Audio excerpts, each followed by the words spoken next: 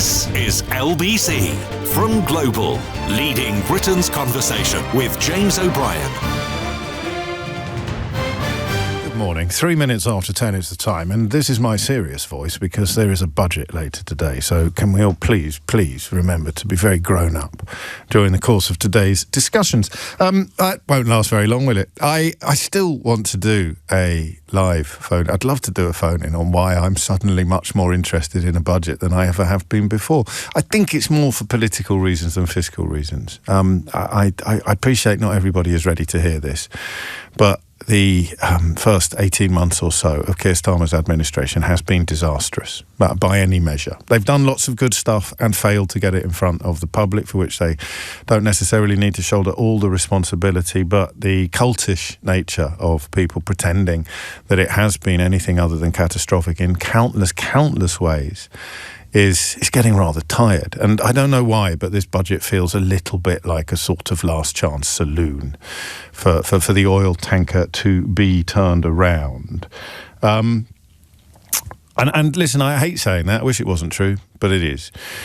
And that might be why. I don't think it's an interest born particularly of personal impact. I've always had a curious mixture of insulation and ignorance when it comes to budgets. If the Tories are in power, I'll probably come out of it slightly better off than I went into it, except in Liz Truss's case, where if her things had actually landed, I'd have been considerably better off than I would have been otherwise. It's just everybody else, practically, who would have been worse off. And if Labour are in power, then I generally come out of a budget paying it more next year than I did last year. That seems to me to be how it works, and it seems to me to be how things should be, the natural order of things.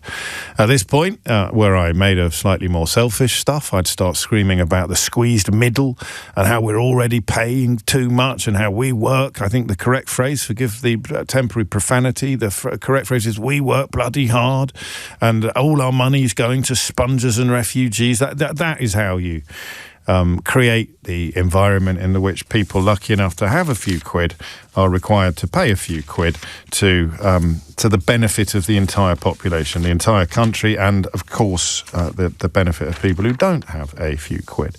Make a list of things that the taxes go on, and we'd be here all day. It's extraordinary, isn't it, how we can speak so blithely about our resistance to taxation as relatively ordinary citizens who rely upon things like the National Health Service, like the state school system, like roads and infrastructure, or like the army. It's quite a nice thing to have. The police, quite a nice thing to have. You can tell how valuable something is by how violently it got cut after David Cameron became Prime Minister. Libraries, they're nice, aren't they? Cut them, close them, get rid of them. The police, they're quite important to ordinary people. In fact, I'd argue the more ordinary you are, the more important the police are. The less likely you are to be living in a gated community or having the benefits of a private police force around the corner, or indeed the chief constable on speed dial if your watch gets nicked, so you can ring him up, get a little pat on the back and be on the phone to be on the blower to the Daily Telegraph by tea time. The more ordinary we are, the more we rely upon the police. So what did David Cameron do when he got in? Cut them. Teachers, state schools, well, what should we do there? Cut them. Teaching assistants, cut them. What do we need? What does our tax money go on? Old age pension? Yeah, well, I mean, let's not mention that today when we start talking about all the people who are going to get all the money that is going to be rinsed from all the people who work bloody hard. Copyright, right-wing media, 2021, 2022, 2023, 2024, 2025, and onwards forevermore. Forevermore. And it's odd, isn't it, that we only ever really examine these issues from that perspective. And we're guilty. We did it on this programme. We did it on this programme as well.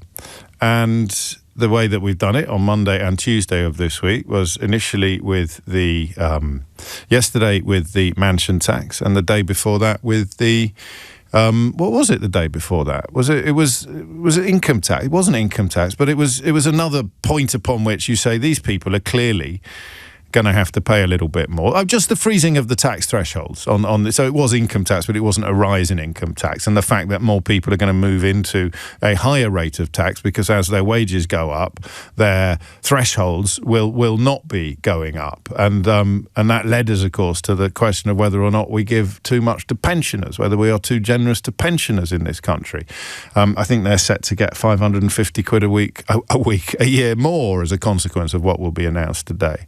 So whether you're talking to pensioners or whether you're talking to people who live in nice houses, or crucially, because this is how it works, people who think they might be living in a really expensive house one day, pensioners, people who live in really expensive houses, people who work, quotes, I'm going to say blumming now because some people still have understandable sensitivities about what used to be ruder words than they are now. People who work blumming hard and don't think that anybody else does, and think that the real definition of how hard you work is how much you earn, which is about as far from reality as it's possible to imagine, but it's still a very important a point of political salience.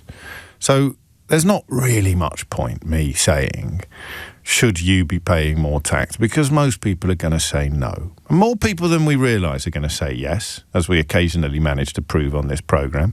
Voices that are heard pretty much nowhere else in the British media. Should you be paying a little bit more tax? Yes, I should, actually. Should you be paying a mansion tax on your £2.5 million home? Well, I'd rather not, because, I could spend the money on sweets. But obviously, in the great scheme of things, when I think about the state of the country and what has been done to it, and I managed to tamp down the fact that the things that were done to this country were largely done by people on the other side of the political divide, most obviously austerity and Brexit, then I accept that, yes, I should probably be putting my shoulder to the wheel, because if I don't, who will? They are perhaps the most ignored voices. Those of us who recognise that we need to put our shoulder even harder to the wheel for no reason other than that we can. That's it. That's the only reason why it's you. Because you can. You can't go after people who can't put their shoulder any harder to the wheel. The announcement yesterday that people who choose to spend a fixed rate allowance and chip in more of their own money and savings to get a more luxurious car on the Motability scheme are going to be prevented from doing that is one of the most hideous policy announcements imaginable. Genuinely. It just is, because it doesn't save a penny. As far as I can make out from my understanding of the Motability scheme, it doesn't save taxpayers a single penny. It simply means that people who are eligible for Motability won't be able to use the money that they are eligible to receive to buy BMWs or Audis, because it upsets a couple of racists. Well, not even racists, actually, is it? Because that shift from attacking foreigners to attacking the disabled is as old as the hills. It attacks a couple of bigots. It upsets a couple of bigots on Twitter, and the next thing you know, it's government policy. But please send me more texts challenging the point that the Labour Party, the Labour government, has got off to an unimaginably awful start. So, let's make a list. It's almost December. Yeah, that's when we start making lists, isn't it? A little bit sooner if you're a little bit younger, but we can make a list. And let me make one thing absolutely clear. God, I sounded like a politician then.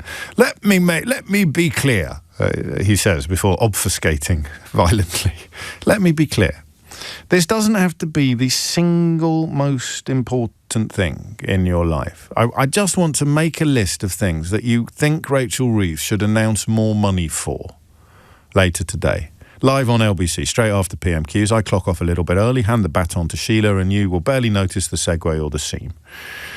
So, who wants to go first? Shall I go first? Okay, I'll go first, if you insist. And I'm trying to think of less obvious. So, the NHS, obviously. But if you are in the NHS, I want you to draw... Here's the thing, right? I want you to draw on the thing that is unique to you.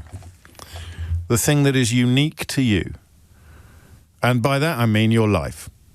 The thing that is unique to you is your perspective on the world, because only you can be you. So it means that when I say to you, what do you think Rachel Reith should be spending more money on? A very different question from saying who should be taking the money off. And I suspect the answer is a kind of corollary. Who should the money be coming from? Not me. Who should the money be spent on? Me. Does that sound fair? Does that sound reasonable? Again, there's probably some voices who think they should be putting their own shoulder a little bit harder to the wheel without seeing any personal benefit because they believe in something called society. Or if you want to get a little bit 2025 about it, they are what we might call proper patriots, people who are happy to pay more to enhance and increase the health of the country, even though the people who would benefit from that money going in are not the people putting it in, they are other people less fortunate, people less well rewarded, people less well paid. But if you were to make that, if you were to put one thing on that list because of who you are and what you do, because of who you are and what you do, what would it be? And it can be very, very I don't know why. I think partly because of the conversations that we had yesterday about children who can't go to school and the huge contrast between experiences of what schools can and do. I've reached for teaching assistants. I haven't got the statistics in front of me on how many the Tories got rid of, because I think we can all agree that the 2008 financial crisis was caused by there being too many teaching assistants in Kidderminster. But clearly schools are less equipped to cope with the explosion of special needs that we've seen in recent years, partly, but not exclusively, down to the consequences and the impacts of COVID and lockdowns. And screens, I suspect, when it comes to children arriving at school unable to communicate properly. But the idea that schools need less staff, need fewer assistants. Anyway, that's it. I don't need to go on about it forever. That's one of the things that occurred to me first this morning. So that would be at the slightly more serious end of the scale. At the silly end of the scale. And just because I'm not a massive motorist doesn't mean I'm not a massive road user, whether as a passenger or on my bicycle. I honestly think, and don't laugh, don't snigger, you know what I'm going to say, I honestly think that potholes are a kind of litmus test of a society's health or a community's health. It was in New York, wasn't it, a few decades ago, that they talked about zero tolerance. And the idea was that if you had a broken window, then it creates an environment in which people are less likely to feel pride in their area, and therefore antisocial behaviour and even criminality would become more likely to thrive.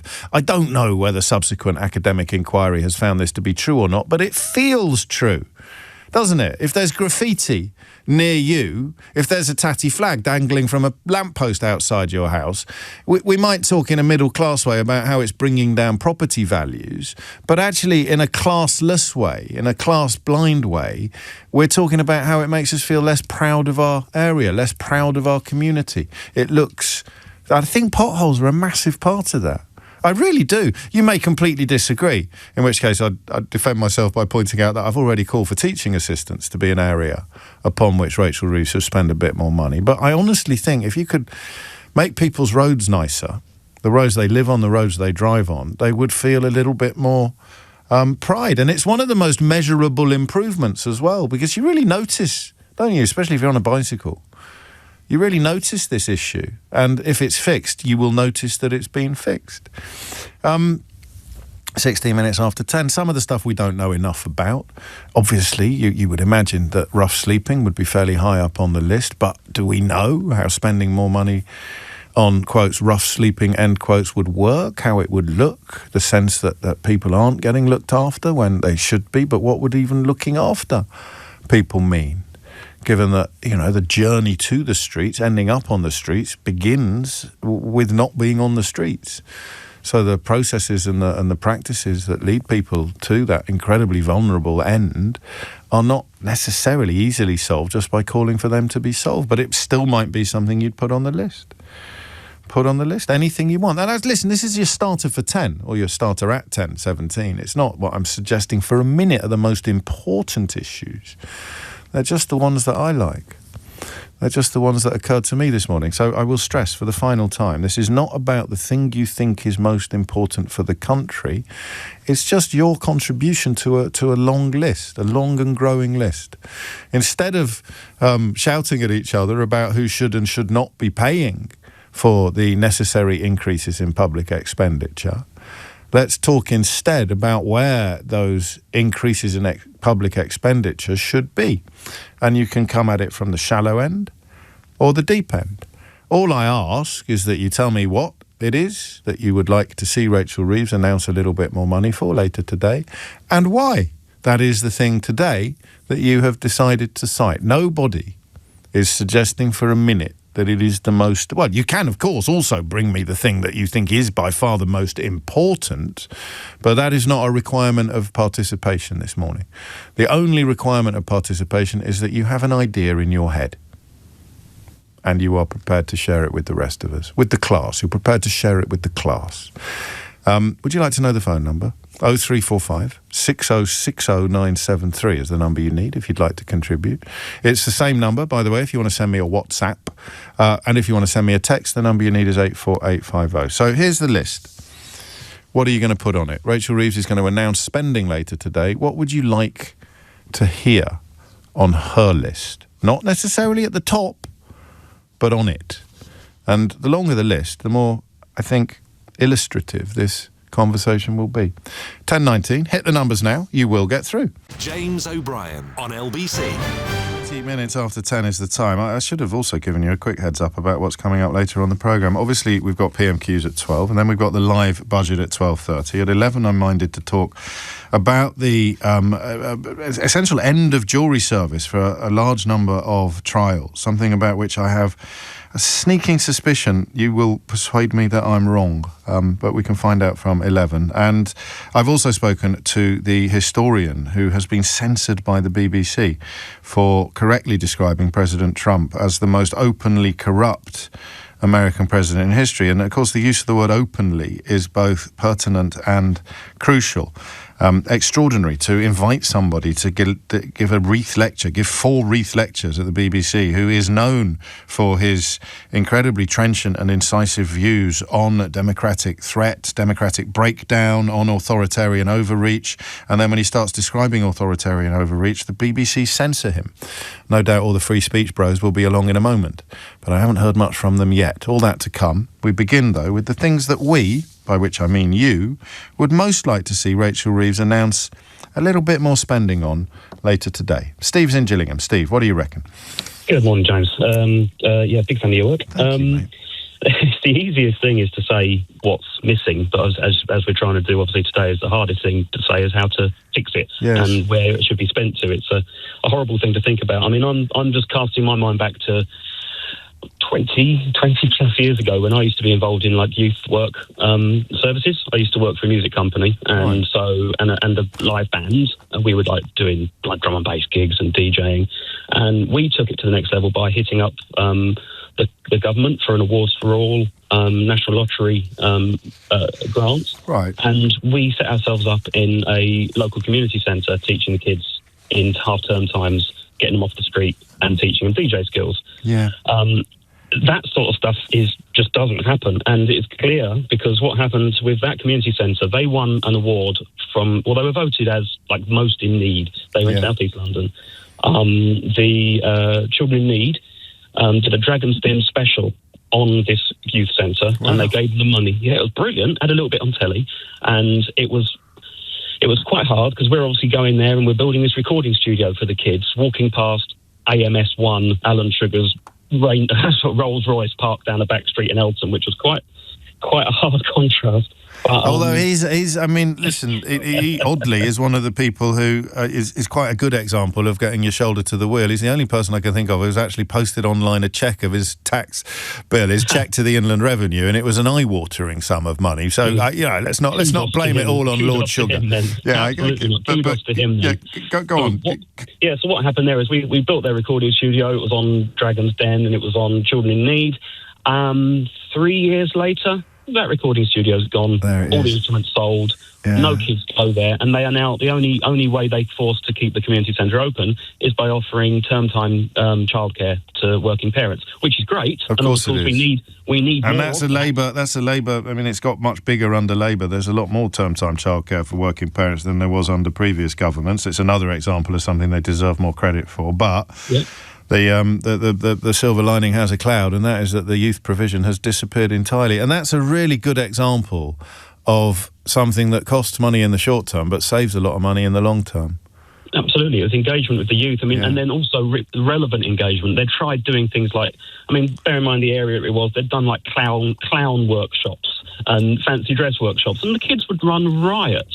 And it would be a waste of time, but it's relevant engagement with youth community and relevant engagement with things that they are actually interested in, which brought us to have quite a nice sort of business like 2001, 2002, helping people. It was just lovely. I was able to do my full-time job, and I was able to help people in term time. Describe it as youth support. I mean, I've been very Catholic this week on the programme with a capital C. I've been doing quite a lot of self-flagellation and mea culpa, but youth clubs used to be one of the things I was an arrogant idiot about. Because just when people ring in to talk about subjects, if an answer is popping up all the time, I used to get a bit impatient with it because I want new stuff and original insights and perspicacious contributions, but that makes me an idiot and it also makes me quite arrogant because of course if young people have nowhere to go, they are more likely to do things we would rather they did not do. It's something that the global charity Make Some Noise looks at as well. It's just giving people, particularly vulnerable young people, places to go, people to be, people to see, and it should be obvious. One text has got it. Steve's got it. He said, "I tried making a list for you, then I realised the answer was everything. Everything needs more money. Nothing short of everything is under strain." Rachel Reith later will explain how austerity, Brexit and Donald Trump's tariffs have made everything worse. But I don't think anyone can pretend that things weren't pretty bad to start with.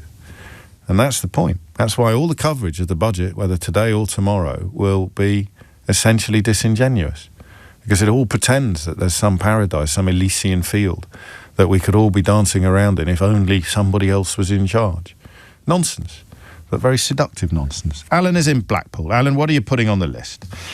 Good morning, James. Hello, Alan. Yeah, I'd like to put libraries on the list. Now, the reason I'm saying that is I had the pleasure some months ago of working as a volunteer at our local library just down the road, spending time with the children, reading with them, drawing pictures with them, and I saw what a fantastic, lovely, valuable time that was. Obviously, it's not about me. I got so much out of it, but I saw just the enjoyment. Well, it is about you, actually. As a member of society, this is a utilitarian plus point. This is a good thing. You are being fulfilled by your contribution. Yeah. Your contribution is good for one reason, but what you get out of it is good for another. So it cuts both ways, actually. Well, yes, yeah. I mean, I think I just sort of added it. Obviously, not obviously at all. The children, they thoroughly enjoyed it. I got to know quite a few of them. We'd have... as they got to know me, we'd spend time talking, we'd have a lot of fun together, and I just thought, what a fantastic time it was. I was saying to your researcher, I appreciate that every part of the country is going to have different issues, different funding, but I'd love to see this sort of rolled out, if it can be rolled out, and children to have the same pleasure and the same things in life. Yes, and it is of a piece with the previous contribution as well. In fact, the majority of calls coming in, if we were to add mental health services to it, CAMS, and looking at my texts, the idea that Rachel Reith should be announcing things today that will make life better for young people is sounding pretty irresistible. Off the top of my head, apart from the increase in minimum wage, which is going to impact upon slightly older young people more than anybody else, off the top of my head, I can't think anything. I can't think of anything that fits into that category. But that is how parts, if not all of the population, feel. Who is most in need of help and support at the moment? Children, probably. And that is an interesting contrast, isn't it, to the conversation we had on Monday about pensioners, who will be, and I'm not getting involved in any pensioner bashing rhetoric, but they will be coming out of this budget, as they have with all previous budgets, a little bit better off than they did before, unless they've got enough private non-state pension income to push them into a higher tax threshold. But it will only be by a little bit, and the amount of income that is eligible for the higher tax threshold will be correspondingly small. So who will be coming out of this budget better off? Definitely pensioners. Will children? Will the average child? Yes, actually, because they're going to list the 2-child benefit cap, which means in the home, things are going to get better for larger families. But outside the home, in the youth groups, in the libraries, in the child and young adult mental health services, are things going to get any better there? I do not know. So what would you put on this list? If we've got youth support, we've got libraries, my own ideas, teaching assistants, again for children. Is this a coincidence? What about adults? Well, what do we need? What do you need? What do you want to see more money being spent on? 0345 6060 973. If you were Rachel Reeves and you could operate in a political vacuum where you were simply doing what was best for the greater good of the country, the greater good of the population, or the greater good of your street, your community, what would you like to see a few more pounds spent on? Dominic Ellis is here with your headlines. James O'Brien on LBC. It is 10:32 and you are listening to James O'Brien on LBC. Just a word on pensions, which I give it another 10 years and I'll probably be obsessed by them, but I'm not at the moment. Pensioners. They may be better off than the rest of the population in the context of today's budget, most of them, but they're not actually better off in the context of other pensioners around the world, particularly around Europe. So even there, the question that should be hanging over every conversation that we have is why are we hit harder than everything else? John Major gave a speech earlier. John Major, former Prime Minister, made a speech detailing epic damage to our country visited upon us. Damage done to our country, huge damage done to our country. A conservative former Prime Minister, so you can't chalk him up as some sort of lefty do-gooder if that's the way you've been conditioned to think. A former conservative Prime Minister detailing epic damage done to our country by bad actors, by bad people. And you probably don't even know about it. What on earth would the subject matter be? It's so easy and so obvious to work out. A former Prime Minister from the Conservative Party delivers a big, prestigious speech at the London School of Economics detailing epic damage done to our country by people we can name and identify, and it goes almost entirely unreported. Don't let me go home without doing the reveal on that one. And speaking of very important speeches, the Reith lecturer, an author and historian called Rutger Bregman, one of the most prestigious appointments the BBC can make, an annual event, started with Bertrand Russell, the philosopher, a celebration of free speech and communication. He revealed yesterday that a single line from his first Reith lecture, which was broadcast yesterday morning, has been removed, been censored against his will by the BBC. And we'll be talking to him, not quite exclusively, but very interestingly, before 11 o'clock today. Henry is in Hackney on the question of what we should be spending money on. Henry, what would you like to say? Hi, James. Good to speak with you again. I was told explicitly of what we should spend money, and I'll just briefly start on kind of where I think we shouldn't spend money. Right? No, you won't. Okay, I won't. Fine, absolutely not. Everyone else does that. Okay, yeah, no, fine. Well, long list. I mean, you're a nice bloke, so you're probably going to go for guns, but someone else will ring in and go for refugees, and in some ways they're both equally unhelpful contributions to the conversation. We are imagining that Rachel Reeves has the freedom to apportion money to the areas that we think it should be apportioned to, or we want to see it apportioned to. Spoiler alert, she doesn't really. But if she did, where would you want it to go? So the UK has the best offshore wind resources in the world. I think currently we are. Yeah. We've been. There's a YouTube video I watched the other day. It basically called us the Saudi. The UK has the potential to be the Saudi Arabia of wind energy, right? Which was news to me. We basically have the most. Are you sure that wasn't a House of Lords? Yeah, no, good one.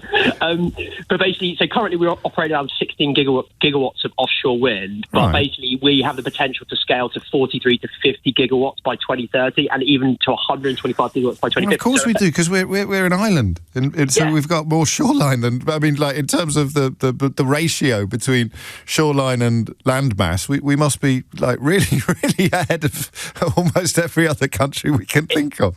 Exactly, and it's also about the consistency of the wind. So, like, it sounds quite funny, but it's basically that, because when it's not windy, it doesn't produce power, but we have the most consistent gusts, I think, in the world. This is what this YouTube video was. My first band was called the Persistent Gusts. Sorry, I'll stop now. It's sounding like your dad at Sunday lunch. I'm sorry. I love your banter. No, carry on. You've got to inject some humour into things. But anyway, so I just feel like, while I won't talk about things that we shouldn't be spending money on, I feel like if we invested money into green energy and rebuilding because the problem is at the moment with productivity, right? Because our energy bills are so expensive, everything is so expensive, and it all comes back to energy. If we invest, and when they talk about taking on debt to invest rather than just like a Liz Truss, lowering taxes and crashing the mortgage market. I feel like if we invested in something that's going to provide us with consistent, clean, long-term, reliable energy, and as well as that, it's going to create hundreds of thousands of well-paid engineering jobs, because they're going to have to go out there and actually build these windmills and these energy islands in the North Sea, off the coast of Norfolk, all around the country. So that would be where I'd put. I'm part of the problem here, not part of the solution, because I don't talk about it enough. And part of the reason I don't talk about it enough is probably because I've been a little bit gaslit by the ecosystem that's been created. But the idea that the best thing you can do in terms of energy, from everybody's point of view, except the people who make a ton of money out of fossil fuels, is to focus much, much, much more heavily on the stuff that is free. I can't believe I have to say this out loud. Wind, sun, even hydroelectric power, which we're probably less well equipped for as a country than we are the offshore wind turbines. But, you turn on your radio and Donald Trump is giving it some, or Farage is giving it some, or some other person who is drill baby drill in the pockets of the fossil fuels, or working for one of those lobby groups that calls themselves a think tank. And they create the idea in public discourse that this isn't blooming obvious, and it just is, isn't it? Right, to people like you and to anybody genuinely paying attention.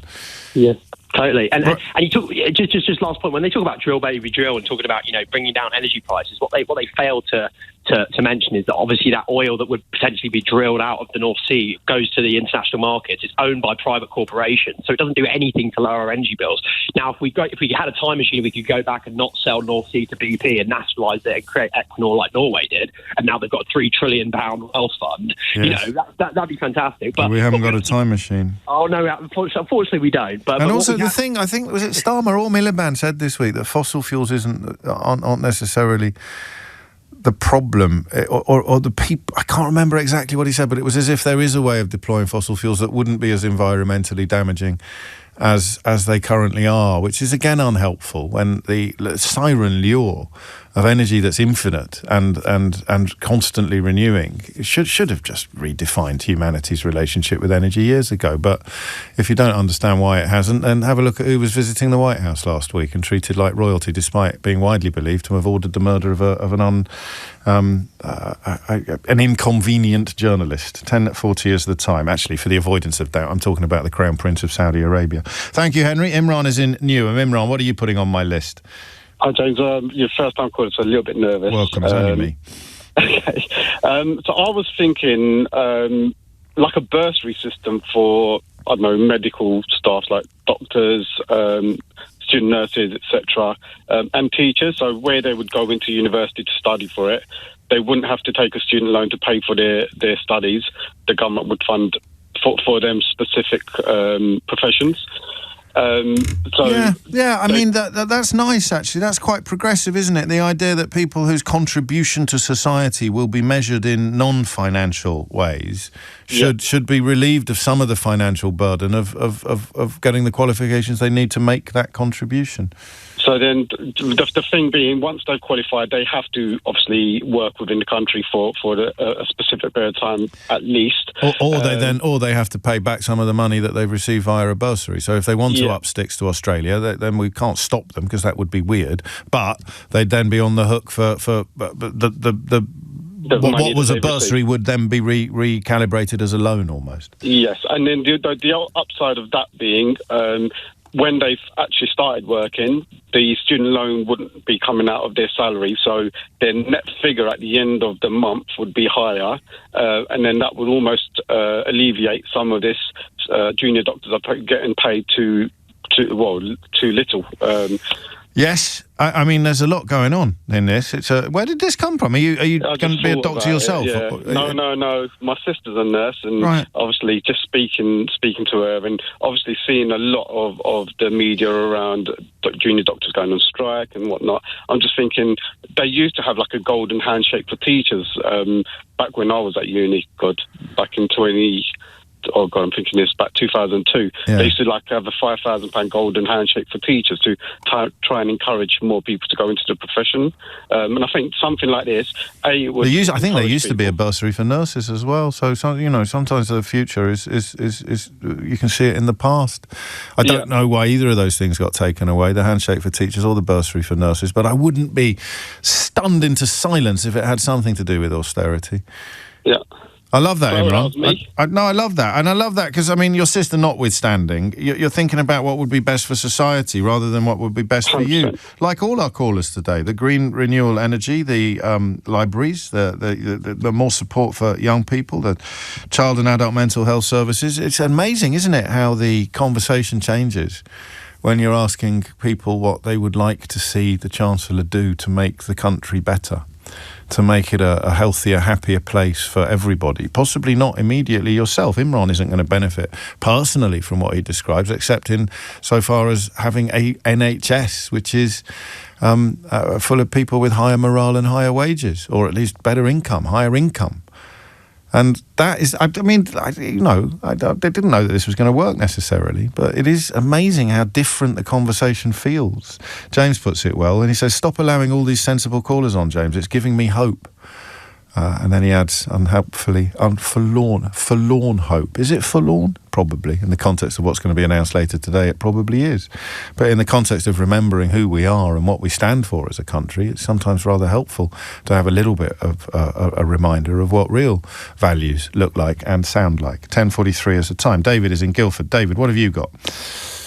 Hello, James. Good morning to you. But down to you, David. What are you putting on my list? Litter. Not more of it, James. Less of it.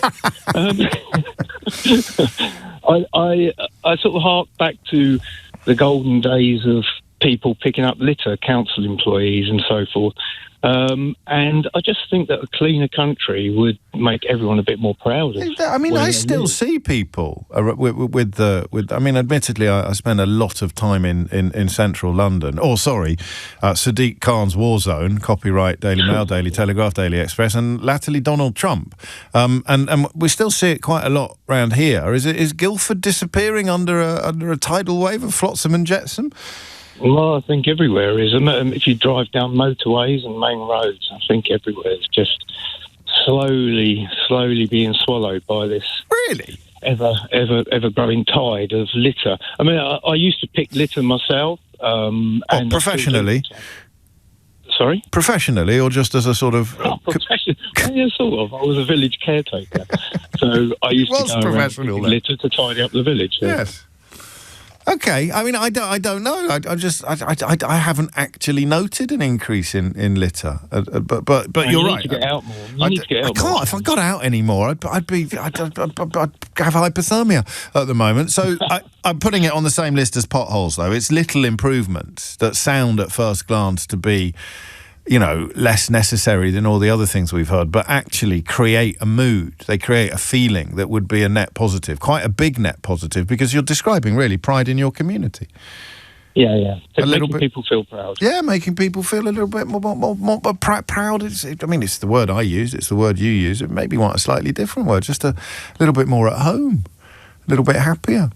Thank you, David. A few more calls on this, but I do want to play you this interview that I conducted earlier this morning with Rutger Bregman, who has delivered one of the 4 Reith lecturers at the BBC. And this is not a place where BBC bashing is a commonplace. I don't think I've ever worked for Rupert Murdoch except writing a couple of book reviews for the TLS, and therefore I am not somebody in the commercial British media dedicated to the destruction of the BBC. But they are getting almost everything wrong at the moment, and it's horrible to watch this sort of insidious takeover from within by people who claim to be scrupulously impartial but got knighted by Theresa May for services to the Conservative Party. I'll say that again. This chap, Robbie Gibb, who I apologise if you've never heard of him because I've just been responsible for introducing you to his existence, but he claims to be scrupulously impartial. Claimed to have no editorial involvement when somebody unidentified gave him a ton of money to buy the Jewish Chronicle, which of course pursued a very, very pro-Netanyahu line during the unfolding genocide in Gaza. But he also claimed in the House of Commons this week to be somehow scrupulously impartial. Quite an absolutely extraordinary intervention. So you can describe terrible things happening at the BBC without wanting its destruction. In fact, the good people in this conversation are worried that the bad people want its destruction, even though they've somehow got into the BBC. But they got this horribly wrong. Imagine inviting someone to give a lecture about authoritarian breakthrough, about the paralysing cowardice of our elites when it comes to standing up to authoritarianism, about the threat that Donald Trump's depravity threatens or poses to Western democracy, and then censoring him for describing Donald Trump as the most openly corrupt president. Well, I'll do a proper introduction after this. James O'Brien on LBC. It's 10 minutes to 11 and you're listening to James O'Brien on LBC. Rutger Bregman is a Dutch historian and author. He was invited to give the very, very prestigious Reith lectures this year by the BBC. He told an audience of 500 people in London last month that Donald Trump was the most openly corrupt president in American history. Focus on the word corrupt. When it was broadcast on Radio 4 yesterday morning, shall I mention briefly that among 30 to 54-year-olds in this country, there are now more people listening to me between 10 and 1, and indeed to you, than there are to Radio 4, to BBC Radio 4, and this perhaps will be a reason why some more people may head over in this direction. But the line had been removed. I spoke to him earlier, and I began by asking him how he found out that a line in a speech in large part about the cowardly paralysis of so-called elites in the face of the authoritarian threat posed by people like Donald Trump, how he found out that the line had been excised from his Reith lecture. I got a call last Wednesday from my senior editor. She was basically giving me the news that this decision had not been made yet, but that they were considering it and were wondering how I would respond. So I said, well, what do you think? Obviously, I said, I'm absolutely not okay with that. This is against my wishes, and I will share that with the public. And then I didn't hear anything for quite a few days until Monday, less than 24 hours. Before it was published, they said, yes, we're going ahead and doing it. There are 3 more lectures to come. So for the benefit of anybody who missed this one, albeit the edited version of this one, the irony, for want of a stronger word, lies in the fact that in many ways you were addressing precisely the sort of censorship and control that you have become a victim of. Exactly. That's honestly why I couldn't really believe it. Up until the very last moment, I thought, no, they're surely not going to do it. And then when you listen to BBC Radio 4, and you hear your voice suddenly being cut, it's a very weird experience, James. I honestly have never experienced anything like it in my career. And people got to understand, this is not a lecture that is I wasn't freestyling behind the lectern, right? This is a text that was very polished. We worked on it for months. I was asked to do this many, many months ago. And the whole team of the BBC Reith lectures was incredible. I've worked with many editors in my life, and these people were really, really good, and were giving me so much good advice on how to, improve the text, make it more powerful.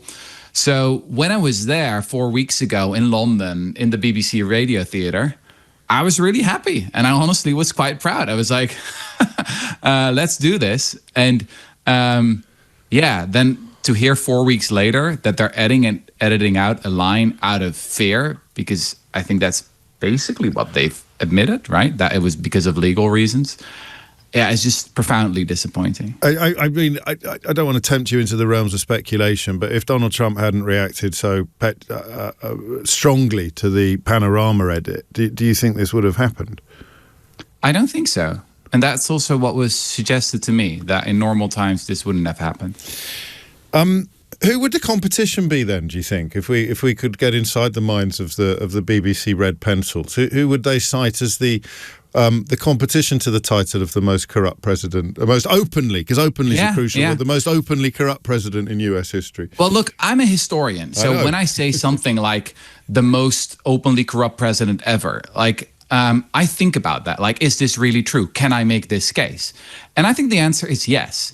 I made the decision to use the word openly, right? That's the big difference here with someone like Richard Nixon, for example, who was obviously also incredibly corrupt, in a way maybe even more corrupt, but not openly. And Donald Trump and his family are obviously flaunting their corruption in a way that I think has been unheard of, also made possible because of modern media, of course. You could go back to the Gilded Age, right? The Gilded Age, late 19th century, was also an era of incredible corruption. But I think back then, it was mostly the system that was being corrupt. And actually, the presidents themselves were not that directly involved in the corruption. And again, it was not as openly. So I thought about this statement. I think it's defensible. I think it's plausible. I mean, people can criticize it, of course. I'm not saying like it's the truth, but it's not like I'm sharing some conspiracy theory or something like that. No, and I mean, for people who are familiar with the genesis of the Reith lectures and certainly the identity of the first Reith lecturer, it becomes sort of doubly or triply troubling, doesn't it? Because this is supposed to be an exercise in free speech. You've talked about the paralysing cowardice of the media in the face of these kind of threats. Exactly. And the first Reith lecturer was Bertrand Russell, my greatest intellectual hero, who was known as a staunch advocate for free speech, who was cancelled when he came to America, right? He was sued by a mother from Brooklyn because she accused him of poisoning the minds of the young and spreading, too free ideas about sex. So I don't know, the irony is just immense. And also the lecture itself is exactly about the cowardice of today's elites. It's about universities, corporations, and yes, also media networks bending the knee to the administration. And we've seen it in the US, right? Many, many big media networks like Disney, for example, just giving in to the pressure and to the bully. But this does feel a little bit different. Like this is really removing a line from something that already went through the full editorial process. Well, speaking of editorial processes, if you'd put this in a book, would you have expected any pushback at all from an editor or a publisher? No. I've never, in my whole career, I've never experienced anything like it. It's surreal. And also, I was initially thinking, like, is this something peculiar about British media? Because I was obviously discussing with colleagues, like, for context, I'm Dutch, so I've spent a lot of time in media, and I was talking about it to colleagues. And, everyone was just bewildered. Why? I mean, this might seem like a stupid question, and I want you to leave modesty aside if you can, Rutger. Why did they ask you to do it, to do the Reith lectures, do you think? Well, they said that they wanted to invite a provocative thinker. And I think that's what I am. And they said that this year's Reith lectures are a provocation. Like that's literally the term that they used when they announced me as their Reith lecturer. So I think I kind of did my job, didn't I? And even that sentence, Donald Trump being the most openly corrupt president, I mean, it's a little bit like an offhand remark, right? The reason I say it is because I'm like, I don't want to make this a boring lecture. We already know this. Now I'm going to spend the next 30 minutes dunking on my own side. Yes. So I spent most of the time criticizing the weak European Union, weak centrists, weak liberals, failing leftists. I mean, that's what I spent most of my time on. Was there any pressure put on you to keep this under your hat? Because, I mean, the phrase Streisand effect springs to mind from the BBC's point of view, drawing a lot more attention to the bit that they cut than it probably would have received if they hadn't cut it in the first place. Yeah. Well, no pressure. Sure. So it's not that they threatened me with, I don't know, lawsuits or anything like that. But they certainly asked me if I could, not say this. Okay. But for me, that was, I mean, ethically, that was obviously not an option, but also pragmatically. I mean, there were 500 people in the BBC Radio Theatre when I gave the lecture.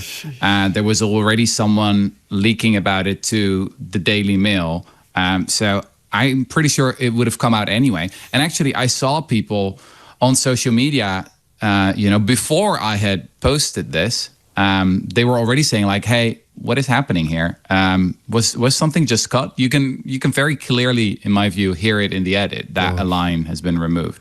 I mean, it's good that we can smile about it, but I don't think anyone will be unaware of the seriousness of what you're describing. So finally, Rutger, if you would, a word on what you've described as authoritarian breakdown, a word on where this event sits in the bigger picture of what you describe and what you have articulated your fear of. My fellow historian, Timothy Snyder, has written a brilliant book on tyranny that was published shortly after Trump was first elected. And it contains a couple of lessons that we need to remember in times like this, when there's a real risk of an authoritarian breakthrough. And the first lesson was the lesson that I kept thinking about in the last week. It was, do not obey in advance. And that is exactly what the BBC has done. Like, there was no direct threat from the Trump administration. The Trump administration, I don't think they give a damn about who I am. I've said this many times anyway, but they were still fearful and they still thought, let's not do it. They presumably thought that the British tabloids, are going to turn this into a big thing and say, oh, they've invited a left-wing lunatic to insult the great president. And yeah, I honestly think that's why the decision was made.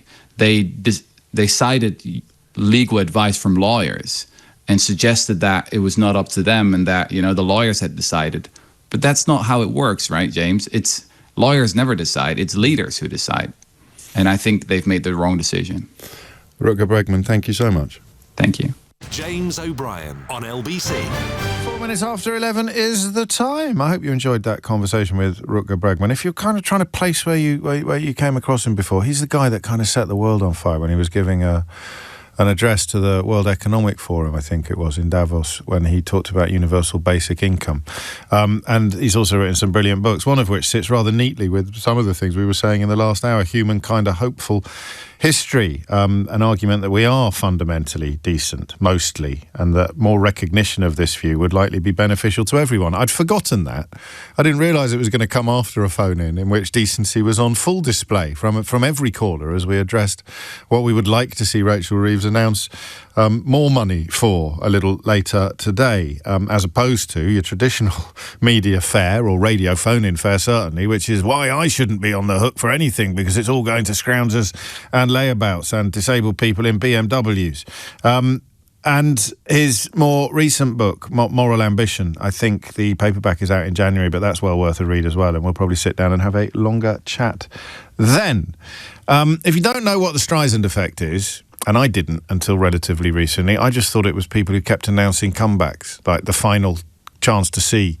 I don't know why I came up with that in reference to Barbara Streisand. It's not even something I associate particularly with her, but I thought that was the Streisand effect. Claim that this is your farewell tour and you'll sell a lot more tickets than you would if people knew you'd be on tour again in a couple of years. That is not the Streisand effect. The Streisand effect is when you complain about something and end up drawing way more attention to that thing you're complaining about than it would have received if you hadn't complained about it. And it's about a beach house that she had in an American, I don't even know if it was a newspaper, I think it was just a website that was not very popular at the time, that published a photograph of her beach house, and she went to such epic legal and PR lengths to get the photo removed that it ended up being seen by millions and millions of people, more than would ever have seen it if she just stayed quiet and sucked it up in the first place. So that's the Streisand effect, and that's what the BBC have probably done by removing a line from a Reith lecture. But you can hear Bertrand Russell turning in his urn, spinning in his grave at the very thought of that. In fact, you can hear, is it Alexander Reith? I always get his first name wrong. It's lost in my memory. But you can hear Lord Reith. There you go. That's one advantage of a peerage, is that if you can't remember somebody's Christian name, you can just call him Lord. Lord Reith also spinning in his grave at the thought of a Reith lecture being censored by cowardly board members over at the BBC, which is almost certainly what has happened. Okay. What has been the personal experience I had in 2025 that I have mentioned most often on the radio? Anybody? Bueller? Well, the thing that happened to me this year, and remember, that means we're going all the way back to the beginning of January, that I have mentioned more than anything else that has happened to me this year on the radio. Can you think what would it be? Let's John Reith, thank you. I like the crowd-sourcing nature of this programme. That's not the answer to the question I just asked. It's the answer to the question that I asked before the question that I just asked. The question that I just asked was, what personal experience of mine this year have I referenced more often than anything else on the programme? Matt and Dave have already got it right. Julian has got it right. Specifically, though, lads, not just what I was doing when I had that personal experience, but what the personal experience was. Claire has got it right. The personal experience I had that informed my opinion about lots of things and sort of stripped some scales from my eyes in other ways. Phil's got it right. Norman's got it right. Glenn's got it right. No, Glenn hasn't got it right. It's not playing tennis, you cheeky... How dare you? Yes. Well, God, bing, bing, bing, bing, bing. Can we have a sound effect, Keith, please, for everybody coming in with the correct answer? Bing, bing, bing, bing, bing, bing, bing, bing, bing, bing, bing, bing, bing, bing, bing, bing, bing, bing, bing. If you're just tuning in, don't worry, I'm fine. It's budget day. So exciting. It was the lady, the woman, at Isleworth Crown Court, who was on jury service like me and who spoke. And what I found so extraordinary about it was the casualness of her delivery, just the way in which she completely... she didn't think she was saying anything out of the ordinary. She thought she was treating people to an insight into a secret. She sort of thought, but it didn't cross her mind that the secret wasn't true. I mean, that was the thing that struck me. I'm sitting at a table adjacent. Have I given you the full details on this? So it was her first day. And we'd been there a week, so it was the Monday of the second week. So we've got our sort of friendships going on and our little seating groups. And she saw, or someone at the next table to me, saw someone that he used to work with 10 years ago. And so he called her over and they had a nice hello and she sat down. And so what she's done is she's arrived at a table where the social interaction had already been established. I think, if memory serves, they were all on the same jury, but there was a seat at their table. So she sits down with people who have not only spent a week together, they've spent a week together on jury service. And she sits down with them, and about 10 minutes into the conversation, she does a little bit of catching up with the bloke she used to work with. And then there's a little bit of chatter, and then they explain to her they can't really talk about what's going on in the jury room. And so and then I'm zoning out because I'm having my own conversation at the next table and checking my phone, probably. And then my ears prick up, and she is explaining to these people that she's only just met in completely matter-of-fact tones. That's the point. The most matter-of-fact tones. It was as if she was discussing the weather. She just said, and of course, Michelle Obama is a man. And this is the point at which my ears pricked up. And my inner voice went, don't get involved, James, don't get involved, James, don't get involved, James, don't get involved, James. So just sit and listen. Oh, yes, of course, Michelle Obama is a man. And I sort of tried to strain to hear a little bit more, and somebody else spoke. Really? Good Lord. And then the next thing I heard from her was, and of course, you know, all the money that's being sent to Ukraine, Zelensky's spending it all on yachts. But don't worry, Trump is going to sort everything out.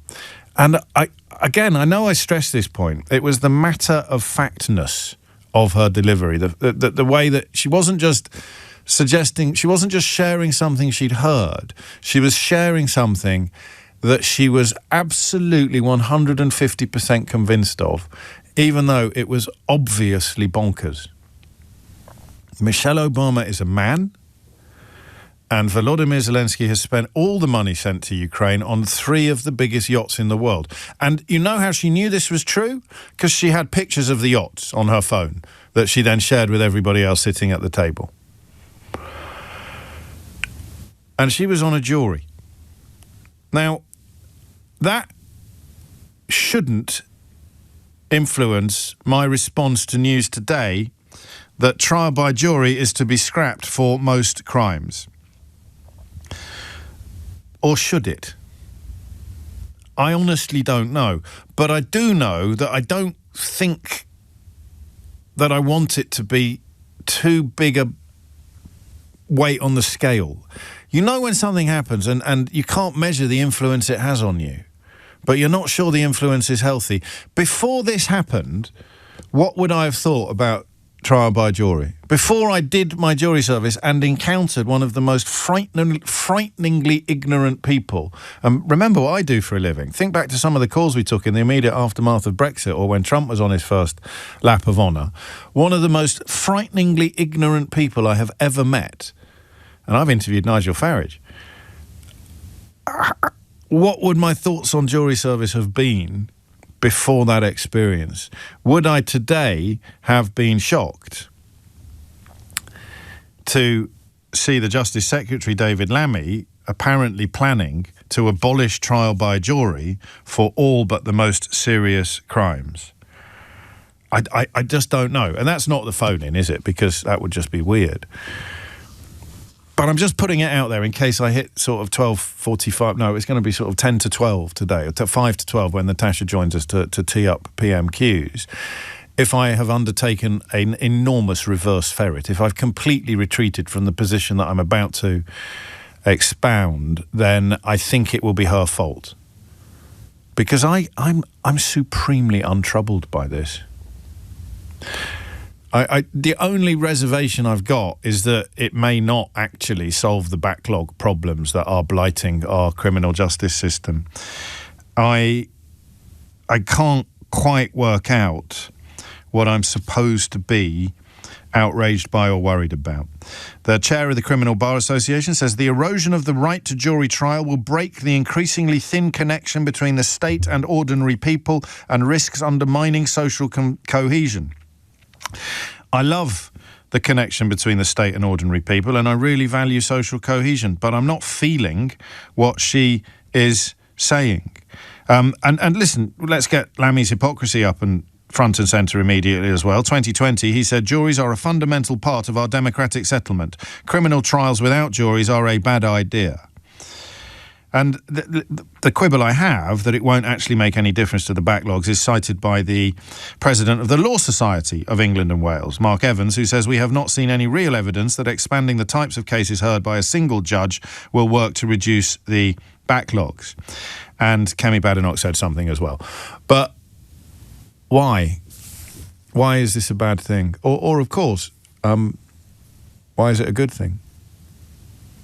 We need to go to the ads on time because it's budget day, which means all the schedules are tight. And it means I probably shouldn't have done a sort of 5 or 6 minute flight of fancy at the top of this hour. I should have cut straight into the heart of things. Because Aggie Chambre is standing in front of a lamppost outside Downing Street and we need to cross live to her at the very first opportunity.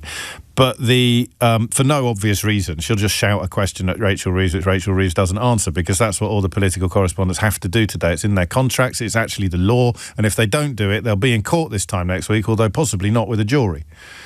So they're getting rid of trial by jury for all but the more serious cases. What do you think about that? 0345 6060 973. This is one of those opportunities to tell me I'm an idiot. I'm untroubled by this. Give me a ring. Tell me why I'm an idiot. James O'Brien on LBC. It's only in the context of jury service being abolished in most cases that I'm encouraging you to ring me and tell me why I'm an idiot. All right? You can't just ring in with a whole list of other reasons. It's specifically on the jury service being abolished and me thinking that's not really a very big deal. I kind of know I'm an idiot, but I don't know why, and I need you to tell me. You can also, of course, ring me and tell me why you agree.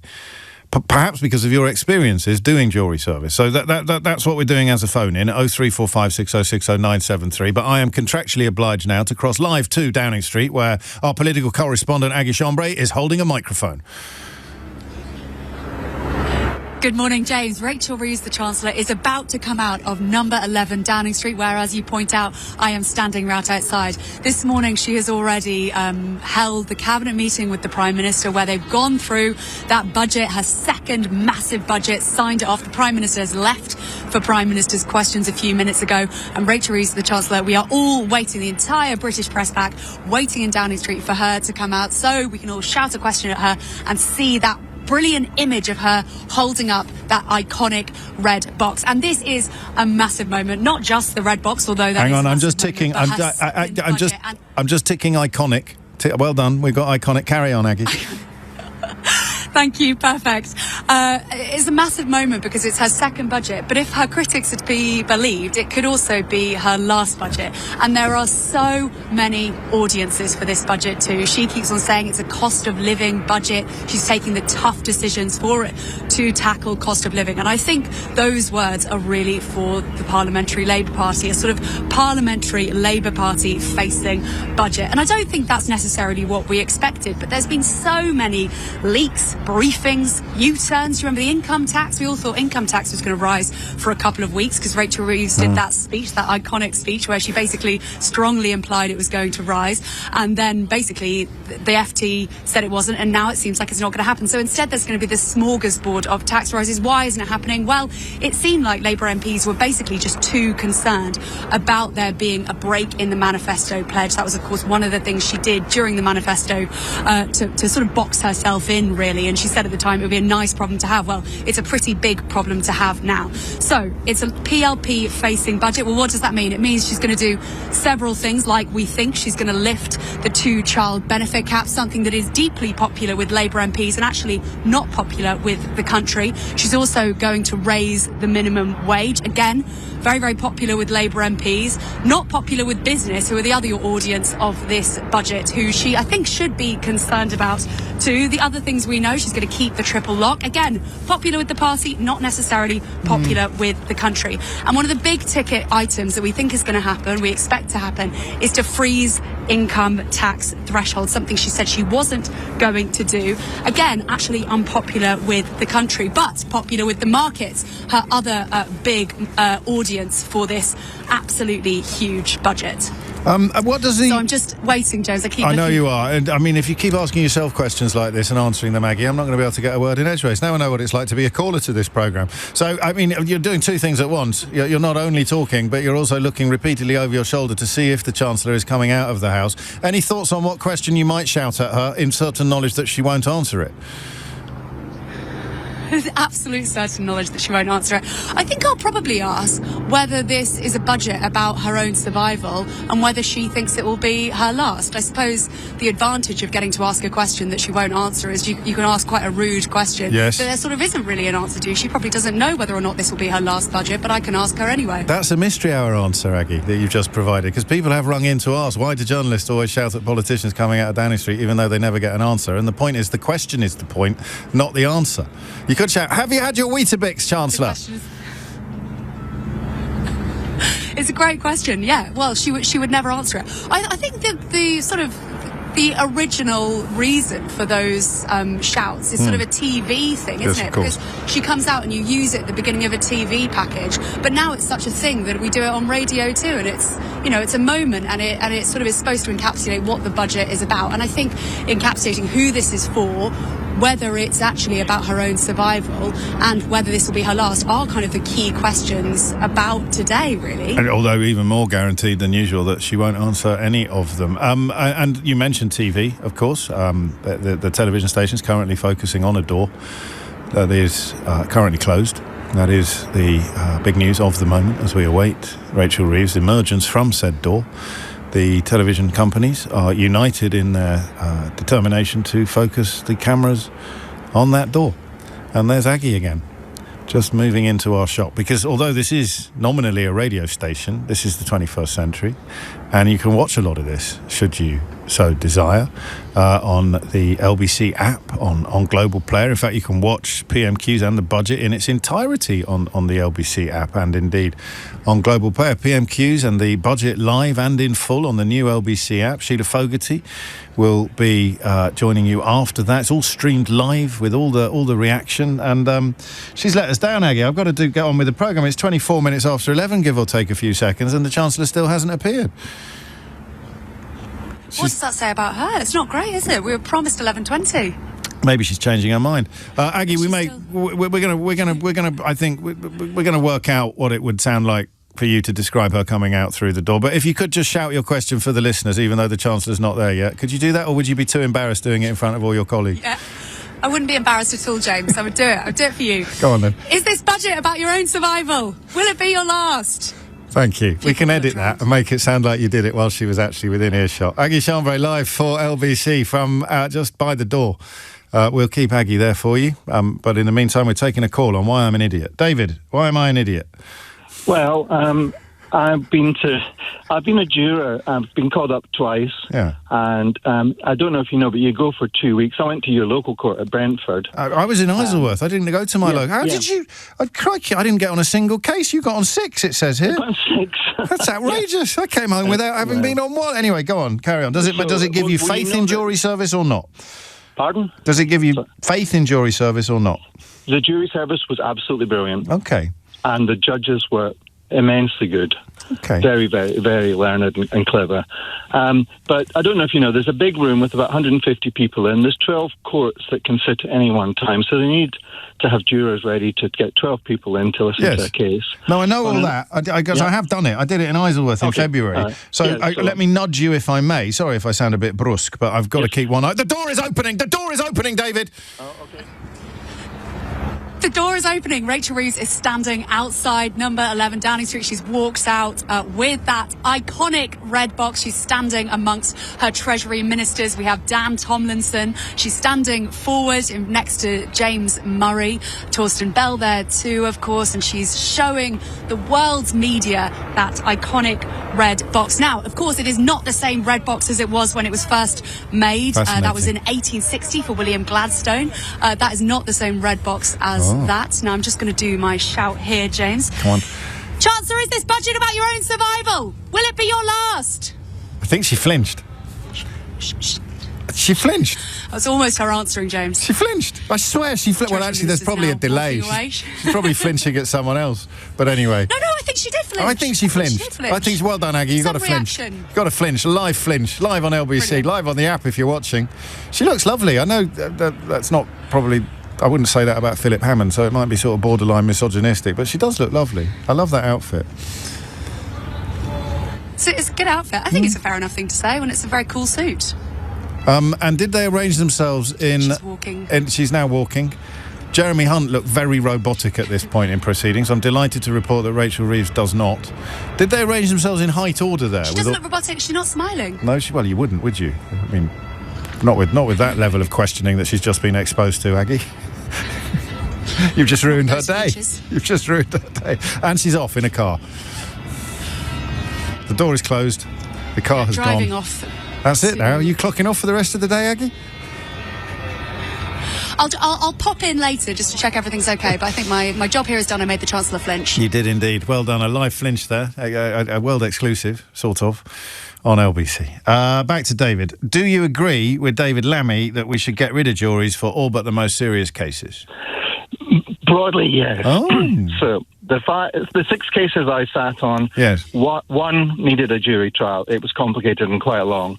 The other 5 were open and shut cases. Absolutely guilty, no question. All the evidence was there. Yeah. Video evidence, testimony from decent people, from police officers. One was a GBH, one was signing a cheque at a building society, which was a fraud. One was carrying a knife. It was all open and shut, and why they'd come to jury baffles me. Because they're entitled to, I suppose. I know, but this is the thing. So it comes to jury. We pay all these 12 people to be off work for 2 weeks. We sat in the jury room, and it was minutes it took us. We'd come back to the jury room, all the evidence, right, let's look at the video one more time. Okay, who says guilty? We all say guilty, ring the bell, we're back in front of the court. In minutes, James. And but no, I hear you, and this is compelling, but the system exists for the cases that aren't like the ones you're describing, doesn't it? And you can't really ensure that someone who we might agree deserves a trial by jury is going to get it, unless lots of people who we wouldn't agree need a trial by jury don't get it. Also get it. So we need systems and checks in place. So perhaps if 2 magistrates at the magistrates' courts, which had referred them to I think it's county court, maybe if there was a panel, these 3 magistrates could, if they didn't agree, if it's not unanimous, send it up. If they all agree, look, here's the video evidence, here's the police officer's testimony, I mean, I suppose, again, with serious cases, it wouldn't apply, but much easier to nobble one judge than it would be to nobble 12 jurors. Just from a quibbling point of view. I've been playing a mafia video game. Yeah, but a GBH in a nightclub where a guy headbutts someone, who's going to nobble a jury? Who's going to nobble 3 magistrates or whatever? Well, it depends who administered the headbutt. I'm not being facetious. Obviously, if it was like a major local gangster with loads of money and connections, then they could. But anyway, these are possibly cases that would anyway demand a jury service. Right, so I'm not an idiot then. Well, at least, David, to be clear, on this particular issue, you don't think I'm an idiot? I don't think you're an idiot, but I think they could brush up and save a lot of time. And also these jury cases take months to come to trial from the magistrates' court. They could be done and dusted. Yeah, I think you're probably right, but I also think we might be missing something, because some of the people I admire most in general, let alone just in the legal world, are united in their opposition to this. And I don't think that there is a case for saying, well, they would be, wouldn't they? Because if you're a barrister, you're still going to have to convince the judge. You're still going to make... I reckon if I was a barrister, I'd fancy my chances more with a jury than I would with a judge.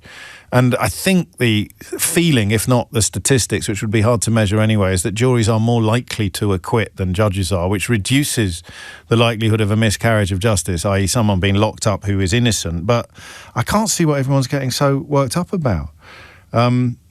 11:30 is the time, and Dominic Ellis has your headlines. James O'Brien on LBC.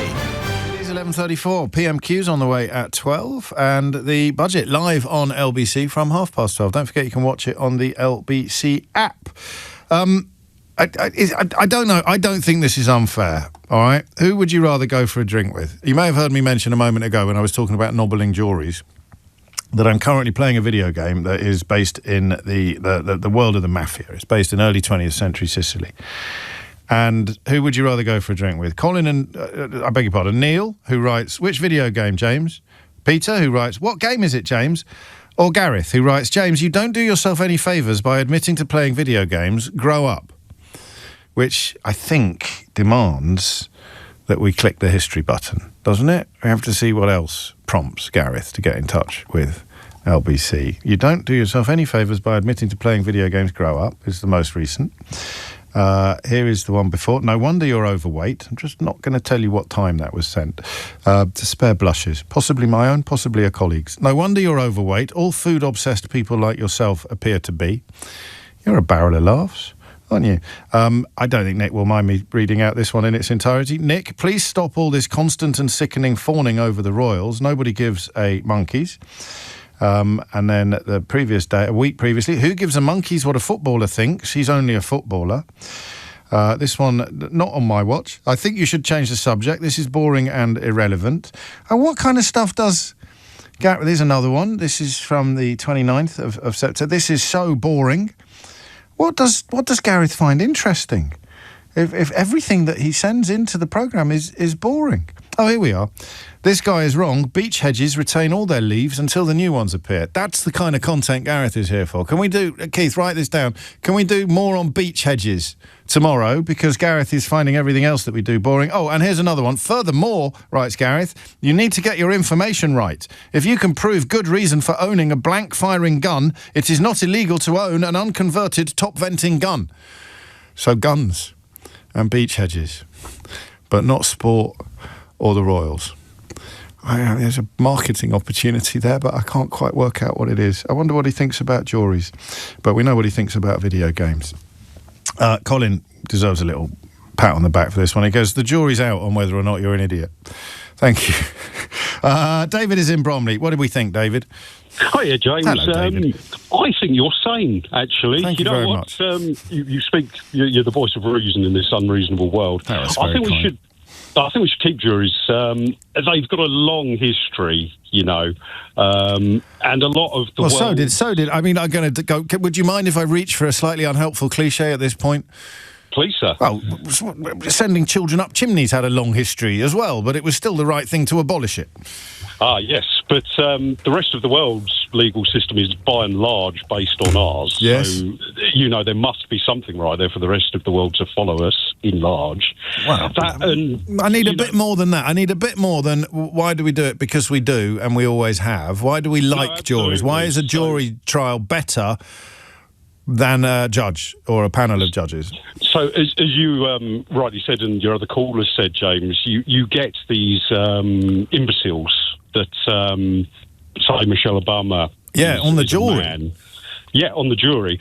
But she is a person of reasonable standing in a jury of your peers. So yeah, so she'd presumably be closed down by the other 11, wouldn't she? You'd think. Exactly. No, absolutely, mate.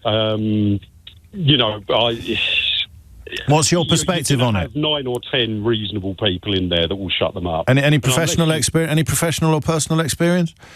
Yeah, I was a police officer with the Met for years and years, and it's very hard to remain impartial on things, especially when you see people being done over by other people. Yeah, of course. It is. And any magistrate or judge sitting alone is going to have feelings. It's impossible not to if you're a human, So a jury has a leavening factor built into it. It has a leavening. The extremes get leavened, whereas a judge who is tempted towards an extreme has no hand on his shoulder slowing him down or cautioning him. No, absolutely. And I think the backlog could definitely be dealt with by changes in the system, perhaps reducing the number of cases that go to court, dealing with them either through the police, through fixed penalty notices or community resolutions, things like that. And, I suppose if it doesn't reduce the backlog, then we could sit here and wonder why they bothered doing it in the first place. But if it does, then some of your concerns might be assuaged. You might think, actually, that probably was a price worth paying. Do you know what the backlog is at the moment? It's something like 80,000, isn't it? Mate, Keith, get the round of applause ready. How did you do that? Have you been reading the news? I listen to you every day. That's outstanding. 80,000 cases, the backlog. But, of course, we don't know until they try it whether or not this takes a significant chunk out of them. Go on, sorry. No, sorry. I just wonder in this climate where we seem to be unable to make decisions, whether by the time we've implemented it, that we're then immediately regretting that it doesn't work and, spending more money going back to what we had originally. Yeah, well, that oddly, the big things they do seem to sometimes be the sort of finance-free ones. I mean, I appreciate this will save a little bit of money, although I don't know how much. Jurors get expenses. They don't get a fee. It's a relatively, well, it depends how much you earn, but it's unlikely to match your wages. Well, it doesn't match your wages. But the only benefit would be a massive reduction in that 80,000 backlog, and quite a lot of clever people are queuing up to say that wouldn't happen anyway. I'm more interested in the philosophy of it, the morality and the history that David has just very neatly reminded us of. What are we going to lose in intangible terms if we lose trial by jury? I don't know that this is very responsible broadcasting, but it's very authentic. If you're a massive criminal, what would you rather have? A judge or a jury? Seriously, I mean, I don't want to speak to really nasty people, not until we get back onto Brexit. But if you are like quite tasty, to use the parlance of 1970s cop shows, then what would you rather have, a judge or a jury? I'm unlikely to get any answers to that question, but I'm going to ask it anyway. 0345 6060973 is the number you need. Nick's in Crete. Nick, what would you like to say? Hello, James. Hello. I'd just like to make the point. First of all, I'll tell you, I'm 76 years of age. Right? Okay, thank you for that. I'm 53. You're just a boy. You're just a boy. I started work 60 years ago, in the mid-60s. Yes. The first job I had, I won't go into who it was with, but there was an office of about 12 people. At that time, near enough, there was the famous Moors murders of the kids. Yes, yeah? Myra Hindley and Ian Brady.